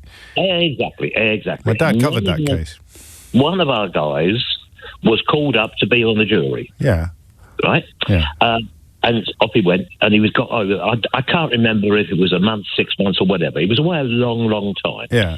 Anyway, when he came back, he was a different man. He had to listen to all that, I'm really sworn, sorry. No, that's fine. You didn't. I didn't know where you were going with this, but he had to listen to descriptions of children being murdered in the most hideous circumstances. Exactly. And he was a changed man. He was about, well, I mean, I was, 16 at the time. He was, remember, about 45 or something. Yeah. But it was a different bloke. So I'm all for the abolishing of trial by jury, but not for the reasons that have been spoken about, but for the reason that this can happen, right? I guess so. I mean, I mean, the detail would be available to the general public if they were so minded to you can follow the cases now and I think then you glossed over quite an interesting part of this, actually, when I mentioned to you that my late father covered those trials, so my dad would have heard everything that the juror heard. Yeah. Well, all I remember is my reaction to seeing that was his name. Well, that's your empathy. That's your compassion, isn't it? You worry. And did he stay changed? Was he sort of quietened by the experience? Let me see. I worked there until 1970, so I was there for 5 years. Right. I've forgotten exactly what year. Don't worry, mate. It's fine. I hadn't thought of that, but I think that is Magna Carta territory, is that the public do sit in judgment on what another member of the public has done, and they can't do that unless they know exactly what they've done. But I like that. It's another example of something that doesn't immediately present itself. Whereabouts in Crete are you? I'm in a place, of course, do you know the area? Well, I don't know Crete very, very well. I know bits of Crete, Greek, but I've been to Heraklion, obviously, and Chania. Chania, that's where I am. Oh, wow, you lucky man. Oh, I tell you what, mate, I love it. And the weather at the moment... Yeah, all right. Well, I won't tell you. Here's a funny one, and I've got no reason to doubt Steve in Chester. He says, my granddad was on the same jury as Nick's colleague, and I disagree with Nick. Really? So there you go, all human life is here. I mean, it wouldn't be incredible if we could find a link to all 12 jurors listening to the programme today, albeit that it would be, by dint of how old they'd have to have been at the time, probably a second-hand link. Nick, take care. Kalo taxi di filosmu. It is coming up to 11:45. You are listening to James O'Brien on LBC. James O'Brien on LBC. 11:47 is the time. Just a little bit of clairvoyance for you. Rachel Reeves will get mocked or insulted tomorrow, including by misogynists who describe her as Rachel from Accounts, because she is going to use her budget speech today to, in part, explain the lasting and enormous damage that Brexit has done to our economy. That's a matter of historical record. And I just want you to bear that in mind, because a week ago, a Conservative Prime Minister and election winner gave a speech at the LSE, which in normal circumstances would have been picked up by His Majesty's media, but because he also understands the reality of what was done to this country in 2016 by people like Michael Gove and Nigel Farage and Boris Johnson and Jacob Rees-Mogg and Nadine Dorries and countless members of my profession, including several LBC presenters, the simple and stark reality of the economic damage done to our country by Brexit is the biggest elephant in the history of elephants in any rooms ever. And here is some absolutely heartbreaking proof of that point. Brexit is a flop. It will not leap up from its deathbed. It is losing our country. Pause for a moment. It is losing our country 100 billion, not million, 100 billion pounds of trade every year, as well as the tax revenue that trade would deliver to the British Exchequer. Just think about that. Every year, the loss of billions of European trade is damaging our finances. The loss is made far greater by some decisions the present government has taken. And that is one reason why we are facing a painful and difficult budget later this month.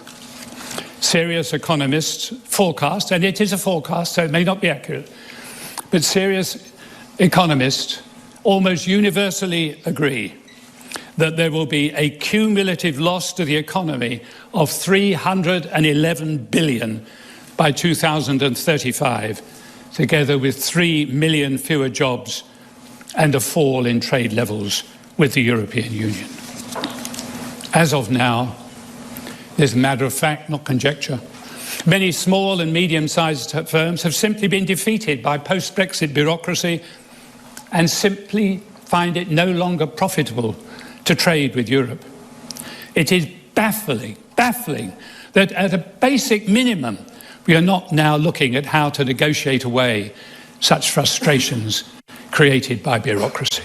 And he, of course, is a Conservative talking about a Labour government. Dropping facts, the last forecasts were found not to have gone far enough. So when he acknowledges the fact that they are fallible, he possibly leaves himself open to misinterpretation, because it could be that the reality turns out to be worse than the forecasts. £311 billion, 3 million jobs, £100 billion worth of trade a year lost as a consequence of listening to people like Farage, Johnson, Rees-Mogg and Gove. And now Rachel Reith will... And I'll tell you something for nothing, all right? The Venn diagram of people who will describe Rachel Reeves, the Chancellor of the Exchequer, as Rachel from accounts and mock her for explaining the role that Brexit has made or played in creating this fiscal crisis. The Venn diagram of people in that category and people who, for personal or professional reasons, told you to vote for Brexit is a circle.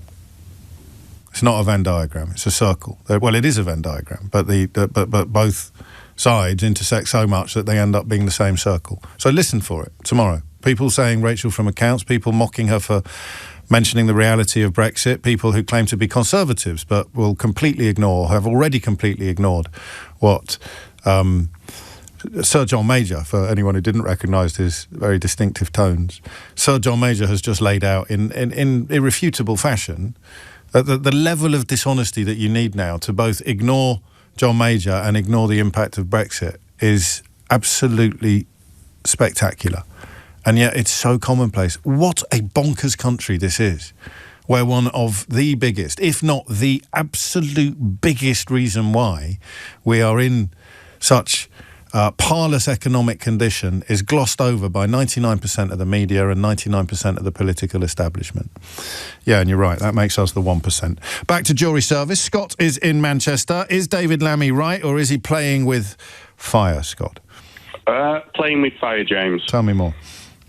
Well, obviously, you've already mentioned the fact that he was dead against yes, I mean, the removal. That is hypocritical and therefore troubling. But I want to know why you think it's the wrong idea. Yeah, it's the wrong idea because it will not reduce the backlog that we're currently facing at the moment. If you or anybody else thinks that by increasing or changing the current legal system will then streamline or curtail the backlog or reduce it, it's complete ludicrousy, because we still do not have the infrastructure to manage that backlog regardless. We do not have enough judges, we do not have enough court staff, we do not have enough transportation services to get the detainees from prison to court at all. The backlog is caused by court inefficiencies due to lack of staffing, inexperience, and probably other reasons that I'm not privy to. No, I hear you, and I could push back a little bit and say, well, if you've got the rigmarole of finding, swearing in, and then the deliberations, days of deliberations when a judge could presumably arrive at a conclusion much quicker, then there is some reason to believe that things might move a little bit quicker. But those arguments address none of the systemic problems that you've described. Can you move into the philosophy of it? I sense you're a solicitor or a barrister, but as in why it's valuable to have juries. Well, the principle of having a jury service is to ensure that the innocent are judged by their peers. And you need those people from all walks of life to live, breathe and understand that particular defendant at the time, to look at the evidence at the time. At the Crown Court, the jury are removed from legal arguments in relation to all elements of evidence that may be admissible or inadmissible. There are legal arguments that the jury are never privy to, and therefore they judge the evidence based solely on the evidence, and it's the judge's job to ensure that evidence that is admissible is allowed in, and obviously evidence that isn't. So they're literally seeing the script as it should be. They're not seeing draft 1, draft 2, draft 3. They are seeing the final script. Yes. And when one of the previous callers mentioned bias, and obviously magistrates and judge, even then, under their subconscious, they could have a bias based on the evidence they're supposedly not to be relying on. I hadn't thought of that. So it's asking a heck of a lot of judges, actually, in that context, because they need to both be party to everything and leave some of the stuff that they know out of their deliberation somehow. I honestly hadn't thought of that. And, you know, obviously, in the cases that are still going to have juries, that dichotomy is going to be a lot deeper, but still there'll be some cases that you and I could come up with where it would be pertinent, you know, lower level crimes of violence, that kind of thing. No. So in principle, in the magistrates right now, if there is what's called a bad character evidence, where there's evidence of somebody repeatedly committing offences, whether that evidence should be brought into the trial or not, which is on a case-by-case basis, technically that application or that hearing should be heard by a different set of magistrates to the magistrate that will hear the trial. I don't really work in the magistrates. I've heard from colleagues that doesn't actually happen, and it should. And then you've got the infrastructure of how do you deal with that properly. If there was to say, if Lammy or whoever was supposed to come back and say, well, actually, we can put something in place to make sure that somebody else hears the admissibility arguments of that separate, then it just increases and increases. The simple answer to this, James, is increase the funding across the board and stop messing with it. Do not move the deck chairs on the Titanic hoping for a different outcome. It's ridiculous. Thank you. That is separate to the argument of Magna Carta, ethical, moral, and all that. That speaks for itself. But the actual implementation, I mean, think about it. If you put a new system in place, you're expecting this to go ahead without any teething problems. No. Do you not think that's going to cause extra delays? Yeah, I mean, you've crikey, I'm glad you weren't the first caller. You knocked it out of the park. No, it's wonderful. I said you could carry on as well, but I'm not going to let you because we've got PMQs just around the corner and I have to read a statement from the BBC. Here it is. James, please come back and present Newsnight. All is forgiven. Oh, that's not... No, that's not what it says. All of our programmes are required to comply with the BBC's editorial guidelines and we made the decision to remove one sentence from the lecture on legal advice. You can listen back to my interview with the historian whose lecture was censored on Global Player or indeed on the LBC app. Natasha Clark is here. No one cares about PMQs today, do they? No, it's the most pointless. All about the budget. It's the most pointless PMQs of the year, isn't it? And that's saying something. Why bother? That's saying something. Well, last week we found it utterly boring, didn't we? Although maybe that was because we weren't listening properly. She's giving it away like Toto the dog, honestly. No, I think this, you know, it doesn't really matter. At the end of the day, we're not going to be talking about this. We're not going to be talking about this tomorrow. No one's really going to remember. Don't jinx it. Unless something extraordinary happens, like one of them resigns or something, or falls over. But no. Unlikely. So what's the chops do? Cami Badenoch, what is she likely to do? Obviously, you know, last week, obviously, she did sort of talk a little bit about the economy and obviously she could talk about the budget ahead of it, but she's going to get an opportunity to do that for the rest of the day. So you'd like to think she would probably go on something else. The main sort of argument we've had in the last 24 hours is this big announcement, which was leaked actually by the Ministry of Justice about scrapping jury trials. Speaking of leaks, I wonder whether she might. I think the Office of Budget Responsibility have accidentally published their... And I was just trying to look at that on this. Some of the people claiming this are not like, you know, fools. It looks as if they have accidentally published their reaction to the budget before the budget has actually been given. But hey-ho, that's gossip really, isn't it? I guess so. But yesterday, obviously, or the day before yesterday, we had reports from the Office for Budget Responsibility, potentially, leaks there, saying that they were about to downgrade their growth. So there's clearly a mole at the heart of the Treasury or the OBR that's leaking us all of the excitement a little bit early. Indeedy-doody. Well, we still have to do your job, Natasha. You're still getting paid for this. So what is Cami Badenoch likely to go in with today? She was attacking jury trials yesterday. The government's proposals are to basically end jury trials for all but the most very serious offences, and lots of criticism from the Conservative Conservatives on this. It might be, just to clarify, it might be that the OBR is behaving perfectly normally and I just haven't paid attention in previous years. No, they don't. I've just gone onto their website and it says we will be publishing our latest fiscal statement once the Chancellor has completed her budget statement in Parliament. That's absolutely not happened. And they have now published that I can't see it. I can't see it on their website. They haven't published it again. But anyway, as I say, it's a sideshow. It's a sideshow. So what is Badenoch not going to do? Yeah, so jury trials, I think, might be one of those things that she's talking about. Another one which we've been covering on LBC today, another story, is about these Ajax fighting vehicles, which I was quite shocked to read this. The British Army forced to stop the use of Ajax armoured fighting vehicles after dozens of soldiers fell ill, the Times was reporting today. Quite a shocking story, and I'd actually thought that might be one that Kemi Badenoch could stick the boot in. But you know, yes, I think she would be amiss not to at least mention the economy ahead of what is obviously going to be a very, very difficult budget for the Chancellor to deliver. She, admitted earlier today, people, of course, are going to be very angry with her, and that she's got some really difficult choices to make. So you'd like to think that Kemi Badenoch will at least nod to what is a very difficult fiscal position and at least say, well, I'd be doing something very, very different if I were in charge. Extraordinary to think how many audiences there are for this budget. We'll talk about that in a moment. But for the avoidance of doubt, the OBR have accidentally published their report early, which means that people could choose to spend the next half an hour completely ignoring PMQs and knowing exactly what Rachel Reeves is going to say from approximately 12:30 without having to wait for her to actually say it. But even with my a slightly maverick approach to covering these live events, I don't think we're going to do that. We're still going to take the budget live and we're still going to pretend that we haven't had half an hour to read everything that is in it as a consequence of the OBR presumably accidentally pressing send. Worst day at work you've ever had? Not this one. What was it? No, what was it? Can you think of anything? Nothing jumps to mind. I once interviewed Paul Whitehouse of the Fast Show.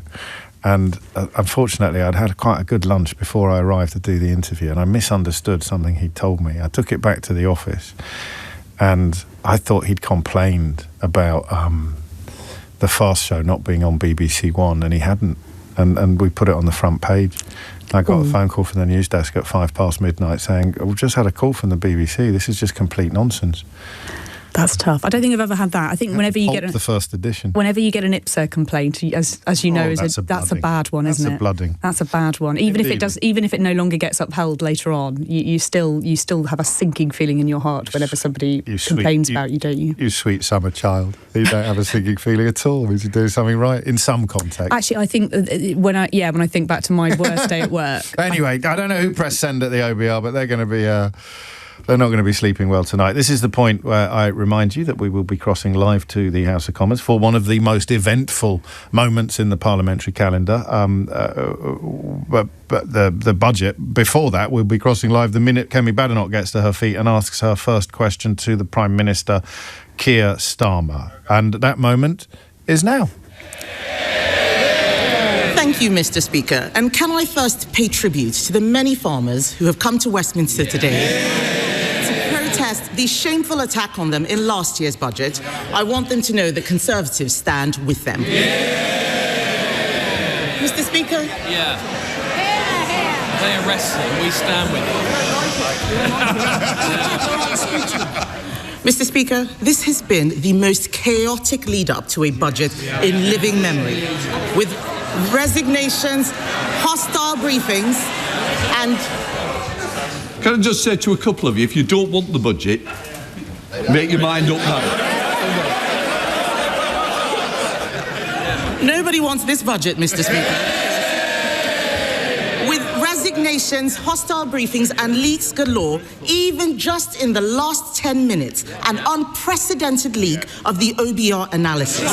Unbelievable. Mr. Speaker, these leaks have been so serious that even the former chief economist of the Bank of England has said, and I quote, that Labour's fiscal fandango is the single biggest reason why growth has flatlined.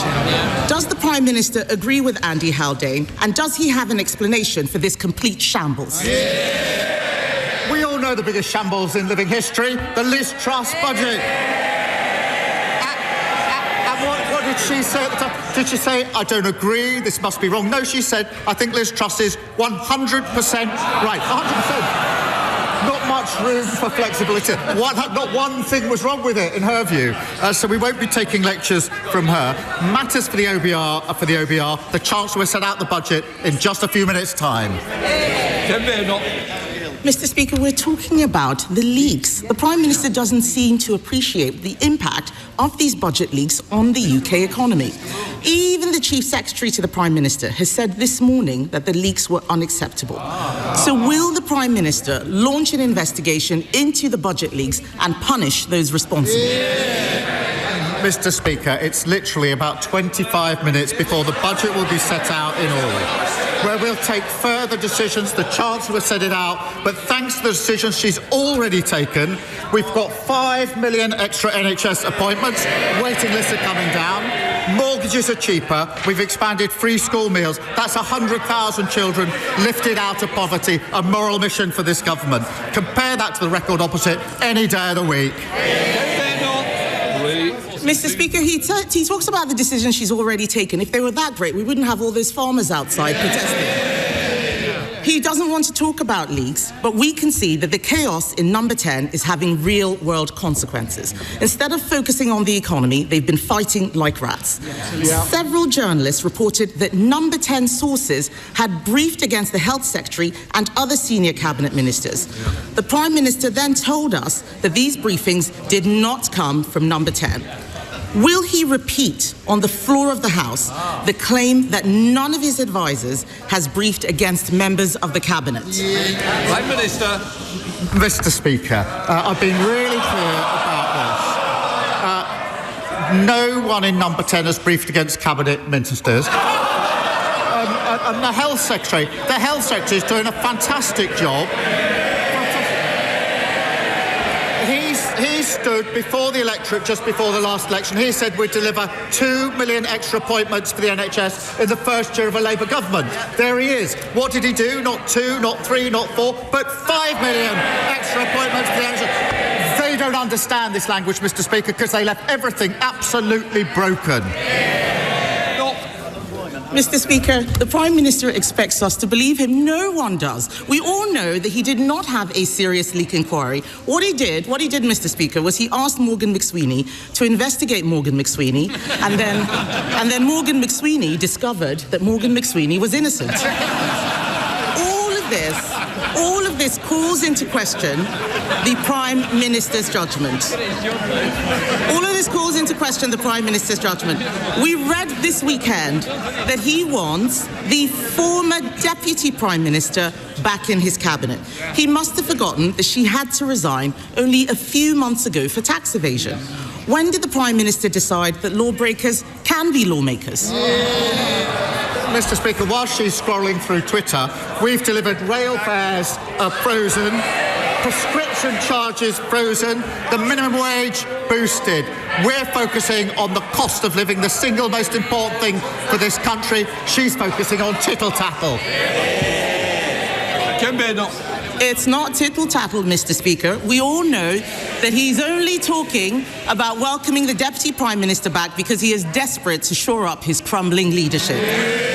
But if he were to welcome her back, will he set a condition that she must pay back the £40,000 of property taxes she avoided, the same property taxes they're very happy to put on everyone else, and will she also return her £17,000 of severance pay?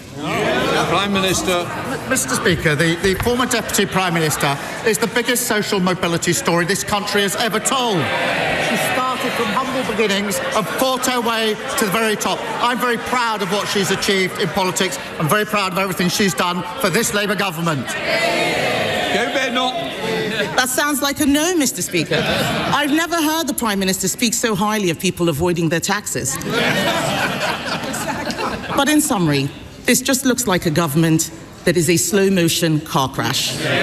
His cabinet are briefing against each other, his MPs are planning for life after him, and the most chaotic run-up to a budget in recent memory is happening on his watch. Even the Chief Whip is telling MPs that he wants out. The truth is simple, Mr. Speaker. His MPs don't trust him, the markets don't trust him, and the public certainly don't trust him.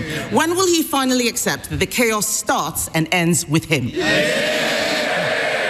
The most chaotic budget was the Liz Truss budget. It did huge damage to our country. We're still suffering from that damage. And what did she say about Liz Truss?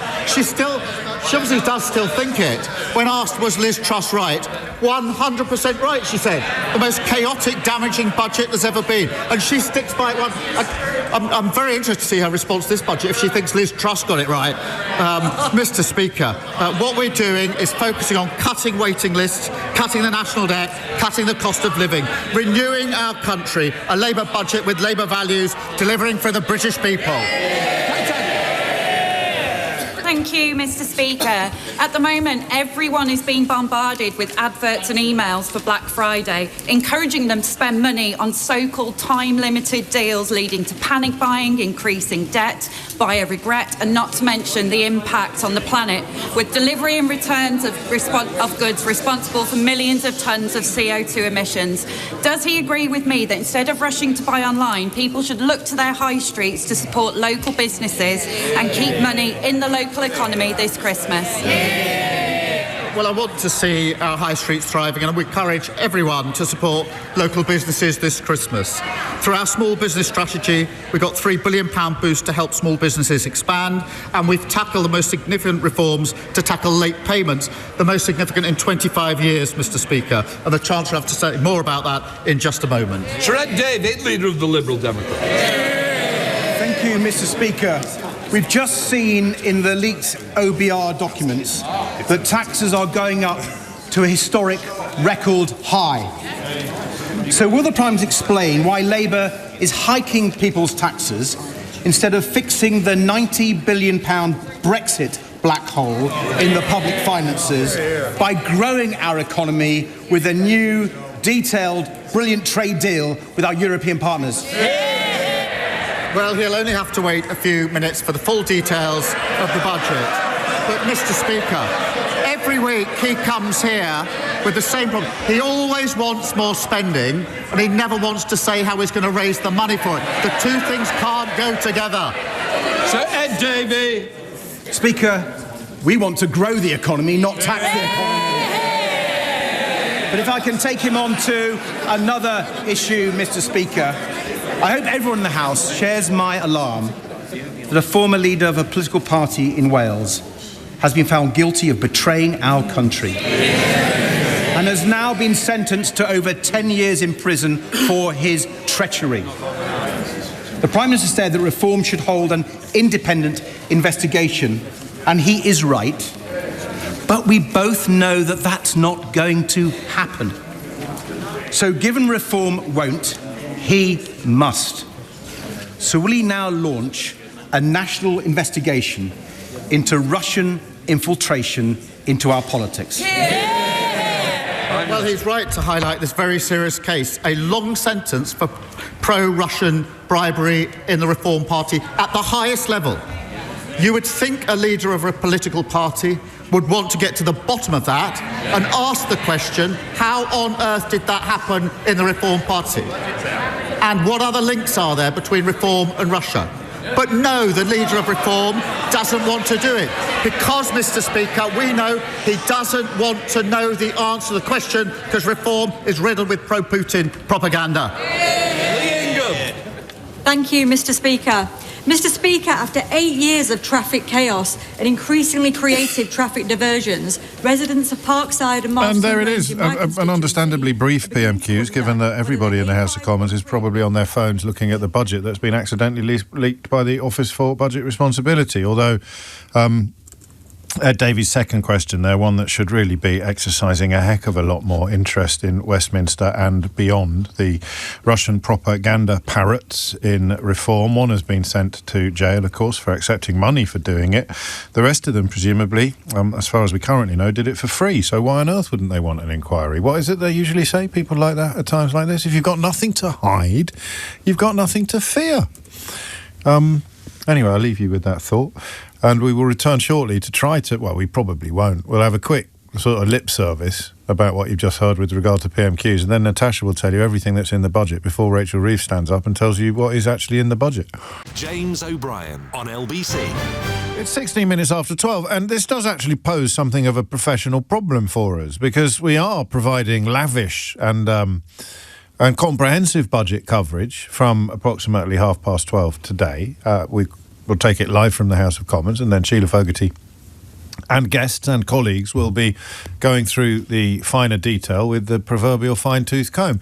But, and I don't think this has ever happened before, the whole thing is in the public domain already. We know exactly what is in it as a consequence of somebody at the Office of Budgetary Responsibility accidentally pressing send on their pre-prepared analysis of the budget. So we're operating in a sort of liminal space in broadcasting terms. We can't pretend it hasn't happened, but neither can we not carry on with the comprehensive and detailed coverage that we were planning to provide.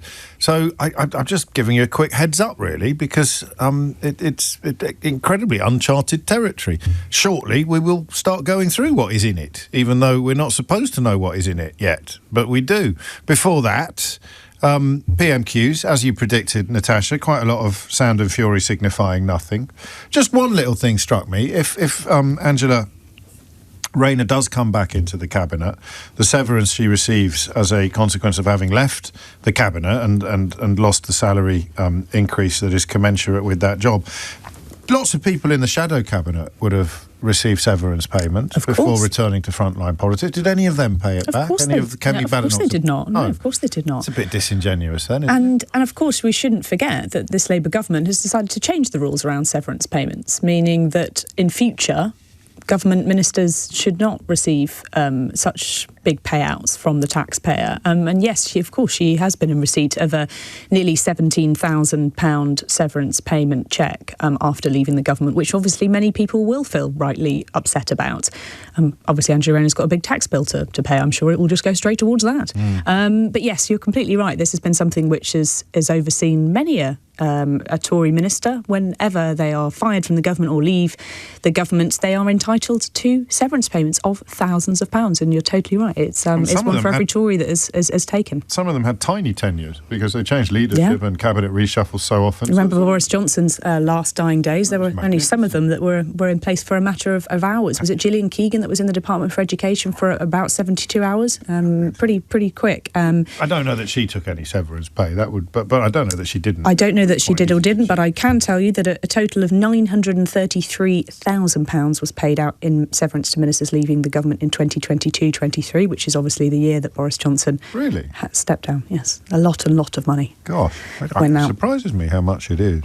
The leak is obviously huge. This is pretty unprecedented. Give us a bit of context, if you would, on how big a, quotes, story, end quotes, this is. So, journalists, colleagues of mine in the lobby will remember the days where the Evening Standard accidentally published their front page. I can't remember exactly what year it was. Do you remember this, James, where they published it was in the days where the Evening Standard had their front page come out around sort of 12 o'clock, 1 o'clock. It was a resignation offence for anything to find its way into the public sphere. There's been leaks galore this year. There has. But this, leaking the actual measures from the budget is absolutely unprecedented. You know, you can understand that people in the Treasury are going to be absolutely furious that this sort of shambolic way that this has come about has been leaked, and all of the details of all of these tax give us the blooming details then. Okay, I will. It's everything we already knew, James. Absolutely everything is what we already knew. Freezing personal tax and employer national insurance, charging national insurance on salary sacrificed pensions, increasing dividends, increasing property and savings income, new mile charges, new EV charges from April, gambling taxes, capital gains tax relief is changing. We've talked about this a lot in the last couple of days. A high value council tax surcharge, so on homes worth over £2 million, they will get an extra whack. This is, I think, the most interesting thing that I didn't know so far. Yeah. There will be a freeze to fuel duty for just 5 more months, and then fuel duty is going to go up for the first time in 15 years. So Pay per mileage will eventually take over from fuel duty, of course, in terms of that tax take for the Chancellor. She's given herself plenty of fiscal headroom, according to the OBR documents that we're looking through, £22 billion in headroom. That's way more than the £9 billion she had last year. So hopefully, fingers crossed, she won't be doing another budget like this ever again. But then again, we did say that last year, didn't we? So I mean, for people hoping that things weren't going to happen, £2 million for the mansion tax. That's the point at which it will be introduced. It will taper after that. Temporary cuts to energy prices. Yes, no details on that. I'm looking at that now. The two-child cap has been abolished. The tax thresholds have been frozen, which will see more people move into higher bands for their income tax. The mileage-based charge on electric cars seems to be coming in, so a few people driving electric cars might be a little bit unhappy about that. And the national insurance changes to pension contributions are going ahead as well. Growth forecasts have been downgraded, as have real disposable income forecasts. So it's not a leak of the speech, it's a leak of the detail. Is that right? So her explanations for things and her citing of causes we will wait for, but the consequences of whatever it is she explains has caused these things we are already examining. Yeah, so this is the OBR basically measuring whether the Treasury sums add up, how much it's all going to cost, where the money's going to come from, where it's being moved around in the Treasury, who's paying more, who's paying less, what it means for the Chancellor's economic health of the nation, I guess. But yes, the tax take is going to go up to 38% of GDP. That's another new high. That's not a surprise to any of us who follow British politics. Every single budget, it seems to go up slightly. It's including £26 billion of new tax rises, so a pretty significant chunk. It's not on the same scale that we saw last year. I think that was around £40 billion worth of tax rises, and of course Rachel Reeves did borrow a lot of that money as well. You're correct, the government has decided to remove the two-child limit within universal credit. That's going to come in April 2026. That's going to be a real That's quite soon, isn't it? That's less than a year. I think the mansion tax, so-called mansion tax, doesn't kick in until 2028. It's not raising very much money at all. It's £0.4 billion for that high-value council surcharge. But the two-child limit, that is totally something being thrown at the Labour backbench. This is what I meant earlier about a variety of audiences, because this doesn't actually play well with the electorate at large, but it plays very well with Labour MPs. Exactly, and Rachel Reeves knows that. In order to get this budget to land well, it needs to land well with the markets, it needs to land well with Labour MPs, it needs to land well with the public, and of course businesses too. So lots of different audiences, you're right, that Rachel Reeves is aiming at today, and the two-child benefit limit squarely aimed at Labour MPs who have been, let's fair to say, very grumpy over the past year or so. And of course the headline writers have gone early, but the headlines wouldn't be any different according to when the detail reached the people. You're looking at the two-child benefit cap and the millions of people who will be paying more tax as a consequence of the freezing of these thresholds until the end of the 2030-2031 financial year. So the point at which you become eligible to pay more tax on your income above that threshold isn't going to change for 5.5 years or for the best part of 5 years. Thank you, Natasha. Sheila Fogarty will, of course, be piloting our coverage as Rachel Reeves delivers the actual speech containing all of the detail which the world and his wife is currently poring over. I don't know. Does this make you more excited about the coming hour or so, Sheila, or less excited? I'm very excited about the coming hour. Of course you are. We're all very excited. We're all very excited. Well, I mean, in a way we should be, because we'll obviously be talking a lot about the economy and our money and what she intends to do with it, what the government intends to do with it. But it's a big political moment as well, and I'm sure Natasha will agree with that. It's a huge moment for both the Chancellor and for the Prime Minister, and there will be people saying, and we'll find out eventually, I guess, that people saying, hang on, about this leak from the OBR. Was it a leak? Was it an error? Or was it someone's attempt to destabilise the two leading figures in the government, the Prime Minister and the Chancellor? We don't know yet what the truth or otherwise of that is, but it's a massive moment politically as much as it is economically. And it's interesting what you said there, James, about those thresholds and the amount of time people will have before those changes kick in. The reality is it's still going to be noticed by them. It still raises, I think, something like 40 billion, which isn't that far different from what a general raise in income tax would have raised as well. So income tax is going up, and it'll be the electorate that decides whether that's a promise broken or not. But I don't think anyone can call it a stealth tax, that's for sure. Inflation looking to be a little bit higher than previously thought, according to the OBR's predictions. 3.2 back in March, 3.5 for this year now, and similarly next year's forecast up from 2.1% to 2.5%. Pension contributions to be taxed above £2,000. This is what's called a salary salary sacrificed pension contribution. That has a £2,000 threshold and will no longer be exempt from national insurance contributions. I've heard various people use the word smorgasbord. I like that word. It works, doesn't nice. it? Does that make it harder or easier to dig into later, Sheila? The fact that there is so many little things as opposed to one big thing. I don't think it makes it harder or easier, actually. But on what you've just described there, the salary sacrifice element, I think what we should also listen out for alongside that is the plans for ISAs and the tax-free element of ISAs and ISA limits, because whether we save is really important, and we're not a great nation of savers. How we save is something that the Chancellor has been explicit about. She wants us to be more natural savers and investors, as she would call it, in stocks and shares, including stocks and share ISAs. Now, the kind of culture of saving in this country, I think, isn't there yet. For some people it will be, but not for many. Saving through your workplace pension is. Saving because you're saving cash in a bank account or in a savings account is.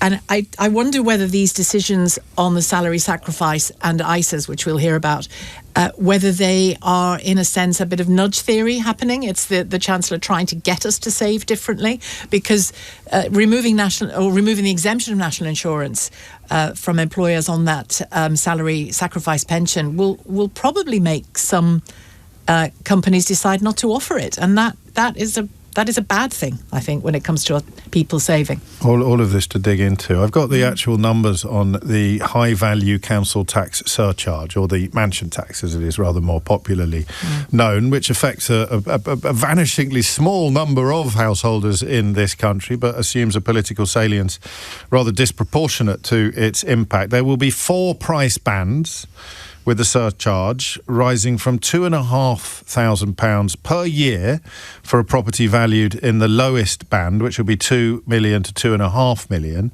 The cut-off point for the highest band is £5 million. So somebody with a house worth £5.1 million will be paying the same as somebody with a house worth £500 million, which is an even more vanishingly small constituent of the people listening to this programme.